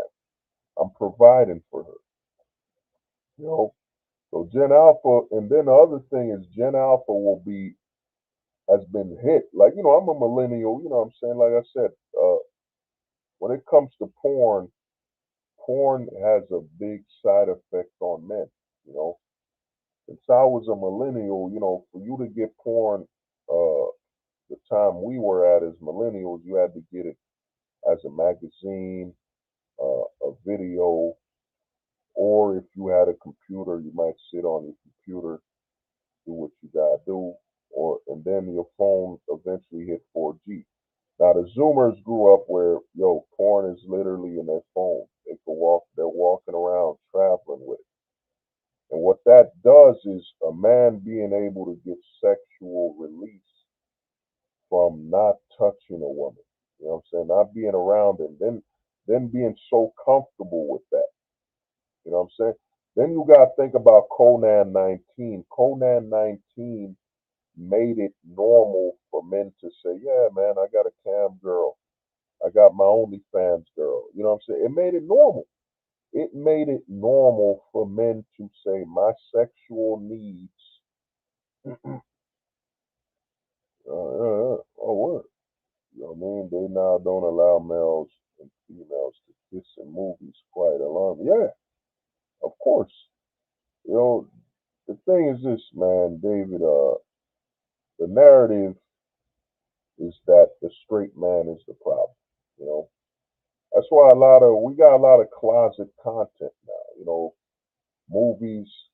A lot of times, movies are promoted from. Let me see, Eddie, what you said. Facebook metaverse. Well, Facebook, the metaverse failed because Facebook was stupid. Facebook didn't realize that MySpace killed the metaverse and that Facebook itself literally killed the metaverse. Nobody wants to be in a 3D world on a $5,000 computer. $5,000 computer, you know what I'm saying? Nobody wants that. What's coming What's coming is MySpace and them don't know, man. What's coming? In fact, let me drop the mantle. I mean, I didn't want to say this, but let me take this off. But you could say you heard it here first, man. You know, drop a black pill prophecy, man. I don't do a lot of these no more. But I'm gonna drop a black pill prophecy.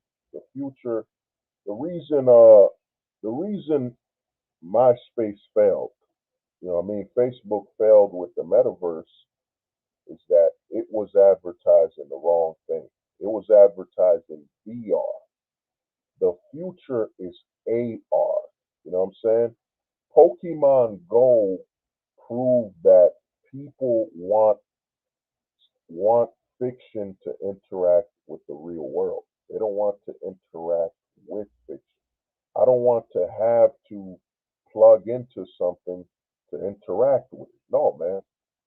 I want to, the future's gonna be, and I'm gonna tell you the future right now. This is a black pill prophecy. Let me take this black pill prophecy. The future is that there's gonna be, just like Pokemon Go, you're gonna have an AR woman, an AR world. Like you'll be able to look at your cell phone, look through your cell phone, and it will filter out the real world. So if you're saying like, man, I want to be in the beach today. So what's going to happen is you'll just put on your cell phone or these glasses that are connected to your phone, just like the eye. Think about it. You have on your wrist, you have a smartwatch. So if we have smartwatches, the next the next future is going to be smart glasses. What's going to happen is people are going to put these smart glasses on. No, AI, Zuckerberg is too stupid, man. He lost over $100 trillion. And AI, in all honesty, it's going to be the death of, it's going to be the end of these so called smart people. You know what I mean? I'm going to be doing a black pill prophecy on AI, man. And the video's coming. It's on the pipeline. That's what but the thing is this, man. The future is AR. The future is you put it on some glasses and you have a digital world based on your real world. Like you look at your house, let's say you're poor. Let's say you're a very poor person. You live in a one shack apartment and you put on these glasses and you have it set that you live in a mansion. So when you look through these glasses and you look at the real world, and now let me get into a little AI. The AI is connected to your phone, which is connected to your smartwatch, which is connected to your your glasses. And what you're gonna do is you're gonna put on these glasses, and with the AI, it's gonna the artificial intelligence will basically alter your reality. So whatever you want to see, the AI will allow you to see. Like you could be in the middle of winter, but because you have your AI glasses set that you're in Palms, you're in the beach. Now you're gonna look through your glasses or look through your phone. You're gonna look through your phone and you're gonna see the beach. and you're not even there. You know what I'm saying? You're gonna see the beach, and your phone's gonna project these fake sounds like you're in the real beach. Mark Zuckerberg was a he's a fucking idiot. You know what I'm saying? He stole Facebook. He ain't that smart, man. You know what I'm saying? Then Mark Zuckerberg wanted to sell Meta, one of the dumbest things ever. I'm gonna have an Instagram thought come to VR, a 3D realm. I'm gonna tell an Instagram model that grew up with a cell phone to interact with thirsty ass men that could go live on Instagram. I'm gonna tell her go buy a $5,000 desktop and buy a $2,000 glasses and come home so you can live in the metaverse. It is the dumbest fucking thing I've ever fucking heard, man. You know what I'm saying? Yeah, Facebook lost $650 billion because Mark Zuckerberg, a billionaire with none but yes man, and he's a fucking idiot. He's not charismatic. He's not in tap with the people. He's an idiot. You know what I'm saying? Why would a woman want to go to the metaverse where she could put on a 3D character that anyone could copy? So how is she gonna make money? How's she gonna make money off thirsty men when anybody could use a 3D or some type of illustration to look just like her? I mean, metaverse was the dumbest thing. Mark Zuckerberg is an idiot. You know what I'm saying? That movie, that Ready Player One. You know when Ready Player One was written? I think it was written in the 80s. This is before social media. One thing you'll notice about anything that has to do with the metaverse or VR, it all comes from a world where social media doesn't exist. You're telling me you're going to tell a woman to drop your phone, drop your phone and go to your desktop. Go to your desktop so you can interact with your fans. That's right. Drop the phone that's in your pocket. You could live stream it any fucking time so you could go home on your desktop. Mark Zuckerberg, that has to be one of the dumbest things ever, especially since he literally created Facebook with success, which succeeded MySpace. You know, and he didn't know that, yo, man, all these stories you're reading, Ready Player One, all this bullshit you read with VR exists in a world where there's no social media. Look at the Matrix. I mean, if you look at the Matrix when it came out, you know what I'm saying? It made all this money because guess what? When the Matrix came out, social media didn't exist. You're telling me the Matrix will be as big as it is if MySpace would have existed at the same time? Hell, you know what I'm saying? No way the Matrix will be that big. The Matrix came out at the right time, before social media. You know what I'm saying? Because if the Matrix would have came out during social media, people would have been, nah, this doesn't make sense. This doesn't make sense at all. Like, how are they gonna control us when they can't even generate enough likes? Most corporations can't generate enough likes. But you know what I'm saying?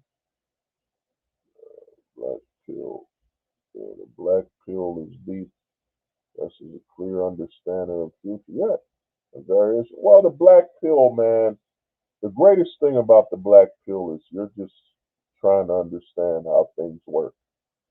There's no idealism. You've never seen me make a stream that how to save marriages, how to save marriages, man, how to return the family. The black pill isn't about idealism, man. It's about just understanding how things work. A black pillar would be, oh man, how do crocodiles eat? You know what I'm saying? You wouldn't say, oh man, its jaw's too strong, it's too aggressive, it eats anything. No, I just want to know how the crocodile works. One thing I like to tell people in a black pill, let me see, did in the latest Matrix flopped, of course. The latest Matrix was, set up with all this modern, all this crap of today's Hollywood. They feminized Neo. You know what I'm saying? I I saw the trailer and I knew it was garbage. You know, in my honest opinion, any movie made during the 2010s or after it, I I I say there's a 90% chance it's gonna be garbage, trash. You know what I'm saying? It's gonna be garbage. 90% chance because they're gonna add the women can't be sexy, straight men can't have any eye candy. Everything's created for the perspective of women and gay men. When it comes to films, they got the man still naked. You know what I'm saying? You watch movies, the man is still naked. If he's not a Starbucks built dude, they'll have the man naked. They'll have the woman covered up because it's not for straight men, man. Most movies advertise. The biggest scam they run is they don't have to tell you. One thing I did, and I run if you're wondering what else I do, where is it? You know what I'm saying? Give me a minute. Give me 1 second. Yeah, I said I run my own website, create my own content, on our website. Yeah, I don't watch anything yet. Movies after, yeah. So, well, the thing is this, man. What's going on with Hollywood is dead. The death of Hollywood, social media killed Hollywood, and I'm gonna tell you why. And man, whoever wants to clip this crap, do whatever you want. I don't care if people clip the content. It don't mean nothing to me. In all honesty, you might be conserving history because one day I know it's only a matter of time. One day this channel will be deleted. You know what I'm saying? It's only a matter of time before I piss off the wrong woman. You know what I'm saying? Every man's channel, it don't matter. If you're a black man, all they need is a black woman to delete your channel. You know what I'm saying? You're a white man, well, that now it becomes any woman, but especially a white woman. If they can get a white woman to say your content offended them, it's gone. You know what I'm saying? So, but the biggest thing, Hollywood is dead, and I'm gonna tell you, man. We're falling into the black pill prophecy more on this video, but the reason Hollywood is dead is that the reason Hollywood is dying is that let's not focus on what they're doing. Is that, dude, MySpace, YouTube, Facebook, all of these sites are run by technology first companies. They're tech companies. The tech companies don't give a damn about entertainment. They don't care. Facebook, all of them, they don't care about Hollywood. Like, well, what does that have to do with them? What's happening is the the the powers transition. In the year 2020s, we're in the server age. You gotta look at it like this: 2010s was all about making your own website and making your own apps.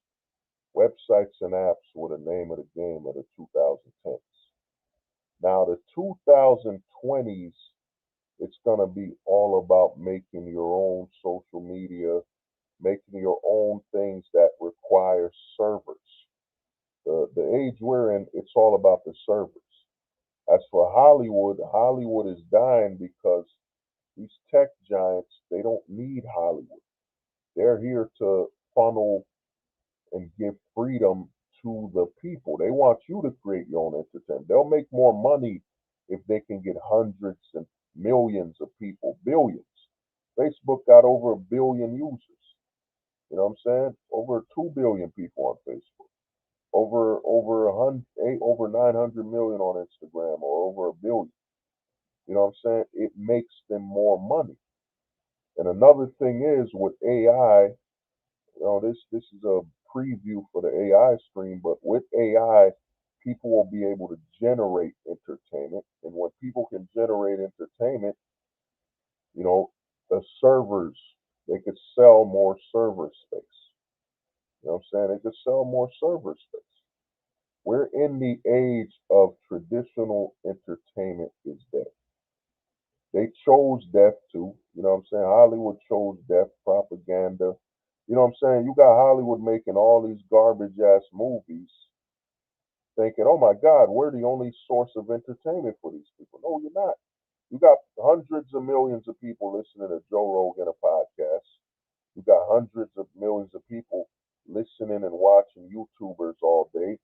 Like I mean, I barely know. Like if I basically limit myself, I put a hard limiter on myself and say only name actors in the 2010s. Okay, Henry Cavill. Okay, that's one of them. Michael B. Jordan. You know what I'm saying? Technically, Michael B. Jordan, and he's not really a full blown Hollywood star. He doesn't do that many movies. So Michael B. Jordan, Henry Cavill, um, Ryan Reynolds. Mm, yeah. Then it gets hard. Then it gets hard after that. But now let me name you some influencers on YouTube. Oh, Mr. Beast. You know what I mean? Logan Paul, Jake Paul. You know, KSI, PewDiePie, Doctor Disrespect, Markiplier. I could go Linus Tex. I could go all fucking day naming the top YouTubers and influencers. Hollywood is dead, man. Hollywood has literally become a socialites group, you know, where, oh man, you're an actor. Oh man, I'm an actor. Oh wow. Yeah, I've joined the group of actors that no one fucking knows. That's all Hollywood's become. Hollywood's becoming like a club. And with AI, with what's happening with AI, I can show you something. In fact, I'm gonna show you this funny ass video that was generated AI Trump uh, juice. Trump, yeah, check this out, man. Orange juice. Yeah, you gotta check. Let me show you something. You know what I'm saying? This right here, what I'm about to share with you, this is 100% proof why Hollywood will literally be extinct in about 1 to about 5 years. This video right here was generated with AI. It's literally a Trump commercial generated with AI. It's not perfect, but it's getting there. Generated with AI. So pretty soon people will be able to generate their own movies, everything without actors. You know, everything's changing, man. It's gonna benefit the tech giants. It's gonna benefit the tech giants that people can generate movies. You know what I'm saying? Hundreds, thousands of movies. It's going to benefit them and it's going to help them sell more server space. You know what I mean? Hollywood is dead, man. You know what I mean? I don't even watch many things anymore.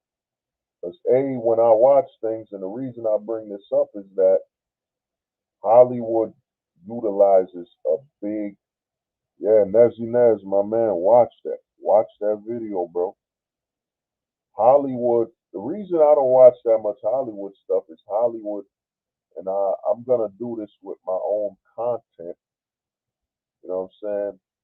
Yeah, bro. Yeah, it's crazy, bro. Yeah. AI, man. The shit I know was, man, it was scary. You know, but AI is making music because the tech giants knew that they couldn't depend on Hollywood. Hollywood is too enclosed, too elitist, too anti-content creation. The fact that you got big YouTubers that have gotten billions of views, man. You know what I'm saying? Oh yeah, I know the Hollywood actors on strike. Yeah, they're on strike, but it doesn't even matter. You know what I'm saying? You now have AI that could replace them for writing, and most of the content they've been creating has been trash. The majority, I mean, right now Hollywood has, because of its sexism and its whole Me Too and anti-straight male, Hollywood has spent the last 8, damn near 10 years on destroying their number one consumer, their most diverse consumer, the straight male. The straight male will watch fantasy films about fucking elves roaming a hill or some shit like that. The straight male will watch video game films. The straight male has been erased. The straight male will literally breed you. Is literally a tool to breed you new customers. You know what I'm saying? Big tech knew that's one thing big tech is doing. As big tech doesn't owe Hollywood anything. And Hollywood thinks, oh man, we could put our movies on YouTube. You know, we can make some money on YouTube. No, man, YouTube doesn't need. YouTube is literally using Hollywood as just a placeholder. It's a placeholder. All Hollywood is a placeholder right now.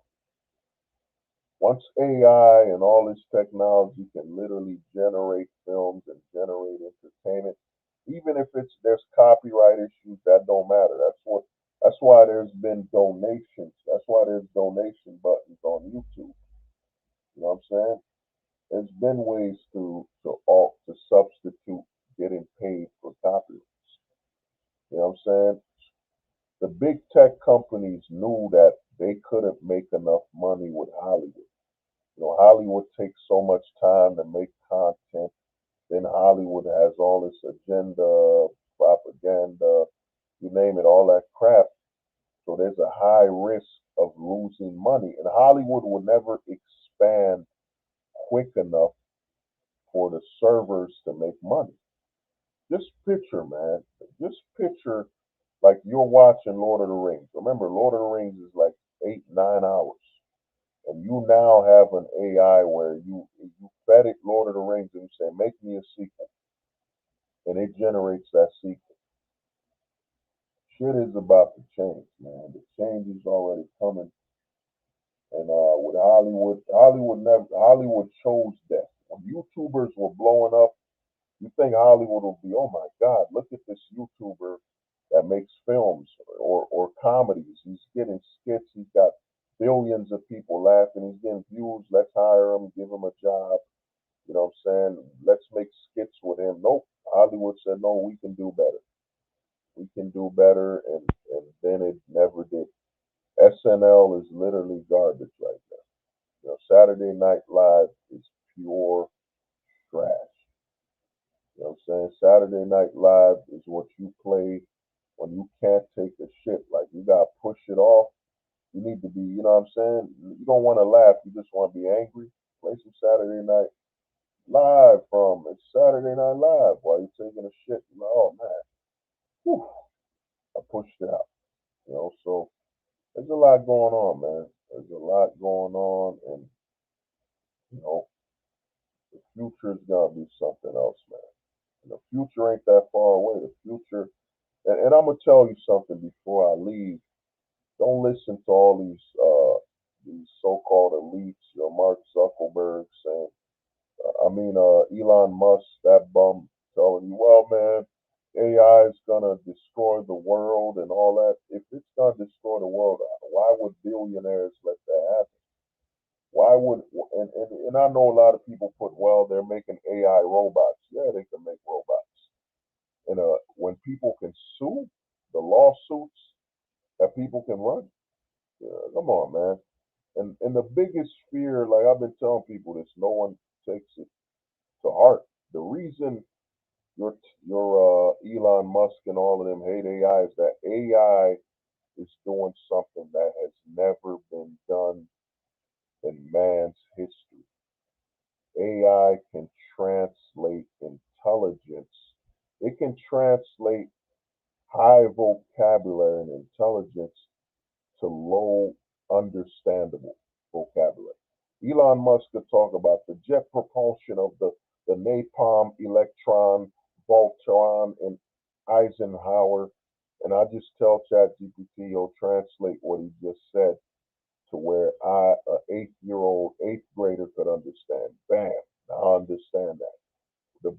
threat AI is doing is it's now making genius worth. It's making a genius not that special anymore. Just because you're a genius don't make you special. Because guess what? I can have the AI translate everything you said that took you over 20 years to learn. And now the guys like Elon can't talk over us anymore. They can't talk like he can't use high vocabulary to confuse you and make himself sound smart so you don't look at how stupid he is. Elon Musk is an idiot. You know what I'm saying? Yeah, he did some big smart things. I won't say he's a complete idiot, but you're telling me Elon's thought was let me put an AI in a car before I put it on software, which is easier to drive. You know what I'm saying? How can AI hurt people by controlling a video editing software? Elon Musk is just upset that he screwed up this big multi-trillion dollar. You know what I'm saying? In all honesty, AI is, I forget the number that's after a trillion. That's what it's going to be generating. The whole world is going to be running on AI, and people will be working. That narrative that people won't be working, it's dumb, man. But like I said, man, let me take this Black Pill Prophecy banner off. Right, yeah, But like I said, man, the future of dating at the end of the day. And another reason I almost forgot, the other reason Gen Alpha is going to have a major side effect. One thing they're not talking about the side effect of OnlyFans cam girls is that a lot of women that are in the real world are spoiling. They're going spoiled. What do I mean by going? A lot of their eggs are going spoiled because a woman in the real world is no longer the only option for men to get female validation. You know what I'm saying? The cam girl serves her purpose in OnlyFans. Like OnlyFans, think about it that it took OnlyFans for a woman to take orders and want to satisfy her man. You know what I'm saying? So for you to get a woman that would want to satisfy you and listen to you, you gotta go to OnlyFans. There's a story of guys that would pay a stripper or pay a hooker just to listen to him. Like, he wouldn't even sleep with the hooker. He would just pay the hooker to just sit there so he can talk to her or eat a meal with the escort. You just pay her to eat a meal with him, look him in the eye, and talk to him a little, because he can't access a stable woman without pain. What's happened to women is everything about them has become commercialized, and what's going on with this big push that the women didn't see is now men are no longer ashamed. There is no shame to, yeah, man, I got a girl on OnlyFans. I pay her $20. Once in a while I get photos. I talk to her. It's good. I could pay her some money to talk to her, and I keep going about my life. And, she treats me nice and all that. So a lot of men, and especially the men that were raised online, like the Zoomers and Gen Alpha, which will be even more digitally, attached to the internet. The Zoomers are very comfortable with the internet. You know what I'm saying? In the digital world. So think about, and then we're men. We're men. You could be 80 years old and still have children. You know, what I mean? Everything still runs down there. So the men are literally utilizing their time to just enjoy themselves, substitute the real woman. And then with all the laws that are anti-male and the constant demonization of straight men, I'll give you an example. One of the greatest examples of anti-male practice is Superman. How they demonized the man being all strong, all, just unbeatable as a negative. Having a man you could depend on, what I'm saying, a family can depend on is negative. You know what I'm saying? So what they're doing what the real women, and I did a video for this over 4 years ago. What they're doing is a lot of the real women don't get it is that the men are substituting, you know, close interaction in the real world. You know what I'm saying? Real world interactions where the woman could get pregnant, could obtain resources from that man. That man could say, I like the way you smell. You know, I like the feel of your hair. I just like you in person.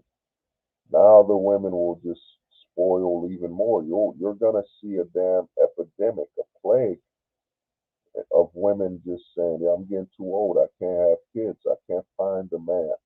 And then, like I've been telling guys, the ghosting is happening. So the men are they're ghosting to the point where they are not allowing the women to get close to them. Then the men are dealing with this whole narrative that they'll be sexist or misogynist for even approaching a woman. You know what I'm saying? The ghosting, the online. What's happening is you're gonna see a lot more, and I've already seen it. Compilations of young women saying they've been ghosted. But even more than that, you're gonna see a situation where a lot of women are just their eggs are spoiled. You know what I'm saying? So you're gonna see a big rise of women that are 26 to 30, 35 or whatever that don't have one kid at all. And not even not having a kid that never got close enough to a man to have a discussion or even set up a situation where that man would think about having kids with. You know what I'm saying? So a lot of women will be without children.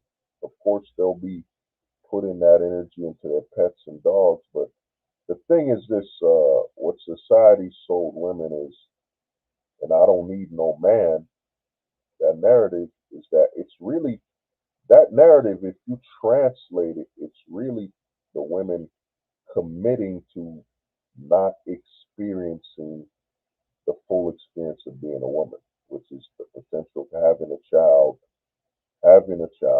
and having a man she can depend on. And at the end of the day, the women are, you know what I'm saying, they're free to do whatever they want, whatever. It don't matter to me. But the narrative that's being sold is warped them to the point where and then you add in the constant internet, the drugs, you're gonna see a lot, especially when 6G drops. If 6G is what I think it is, you add in the combination of 6G, men just dealing with women online, and then the Gen Zoomer generation that is more plugged into the internet than ever before, then Gen Alpha that will know nothing but the internet. You're gonna see a collision of men just focus so much on the internet that the women won't even have an opportunity to have a relationship. Then the constant narrative, the bounty, it's open season on straight men 24/7. So, yo, man, it's about to get wild, man. And then you add in the AI in there, oh, man, it's about to get real. America's about to become literally, there's going to be a ghost towns. And what I mean by ghost towns isn't just you know, not men or people not being there, but you're gonna see a ghost town as in men aren't gonna be and women conversing. Then you add in the fact that Conan 19 made a lot of people pro introverts. There's a large rise of pro introverts. And the thing is, a lot of women think they could be introverts like the men, when the men have all the time in the world when it comes to if they'll have children or not. You know what I'm saying? Then you add in obesity and all that stuff. Yeah, yeah, man.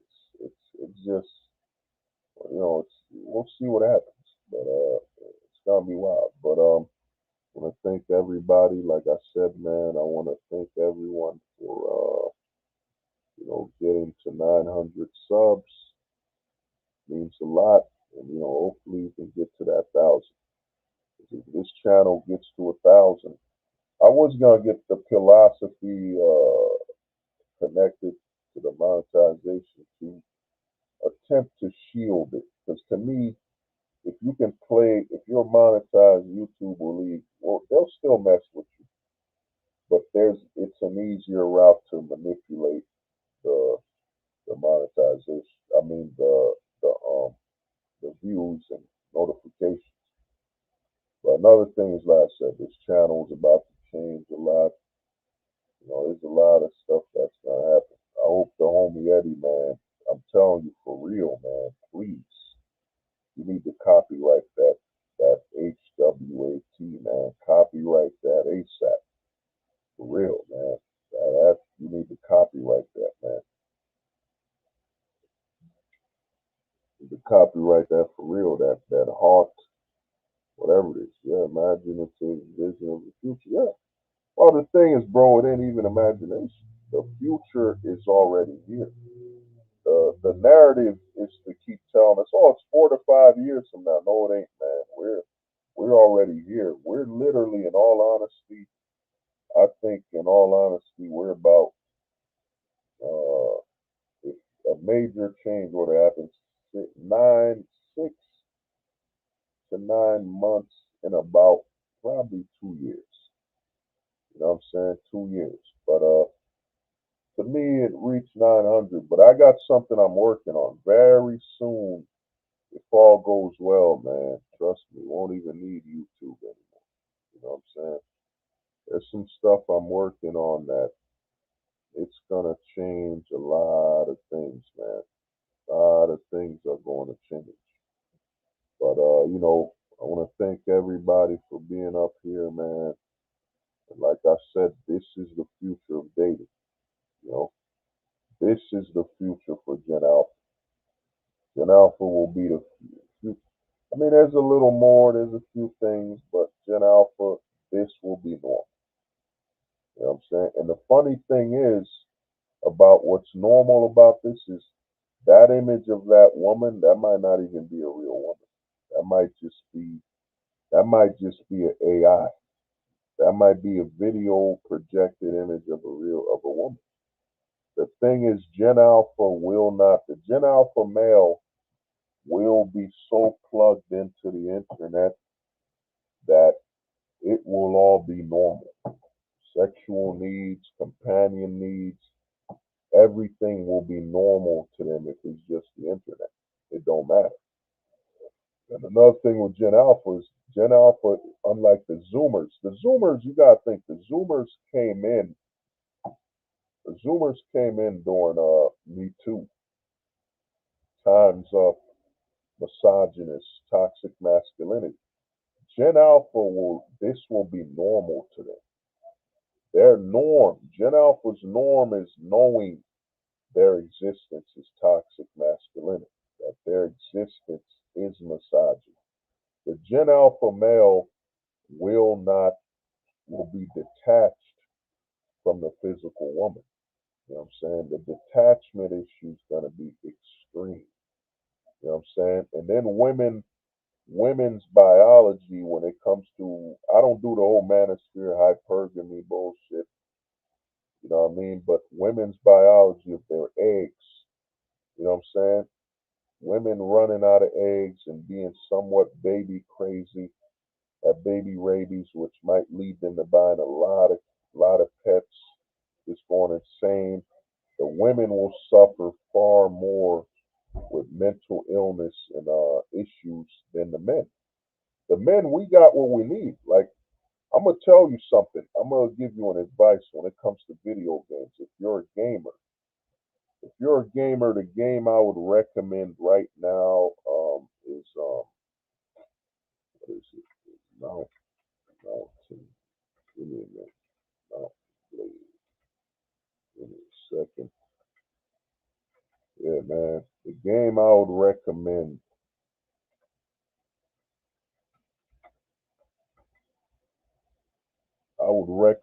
to you is, man, play.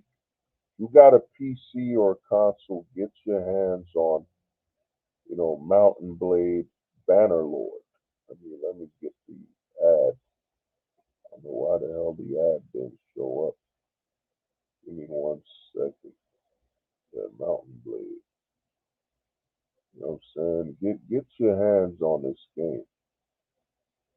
You know, this is if you're looking for a way to just release your energy, mountain blade, Bannerlord.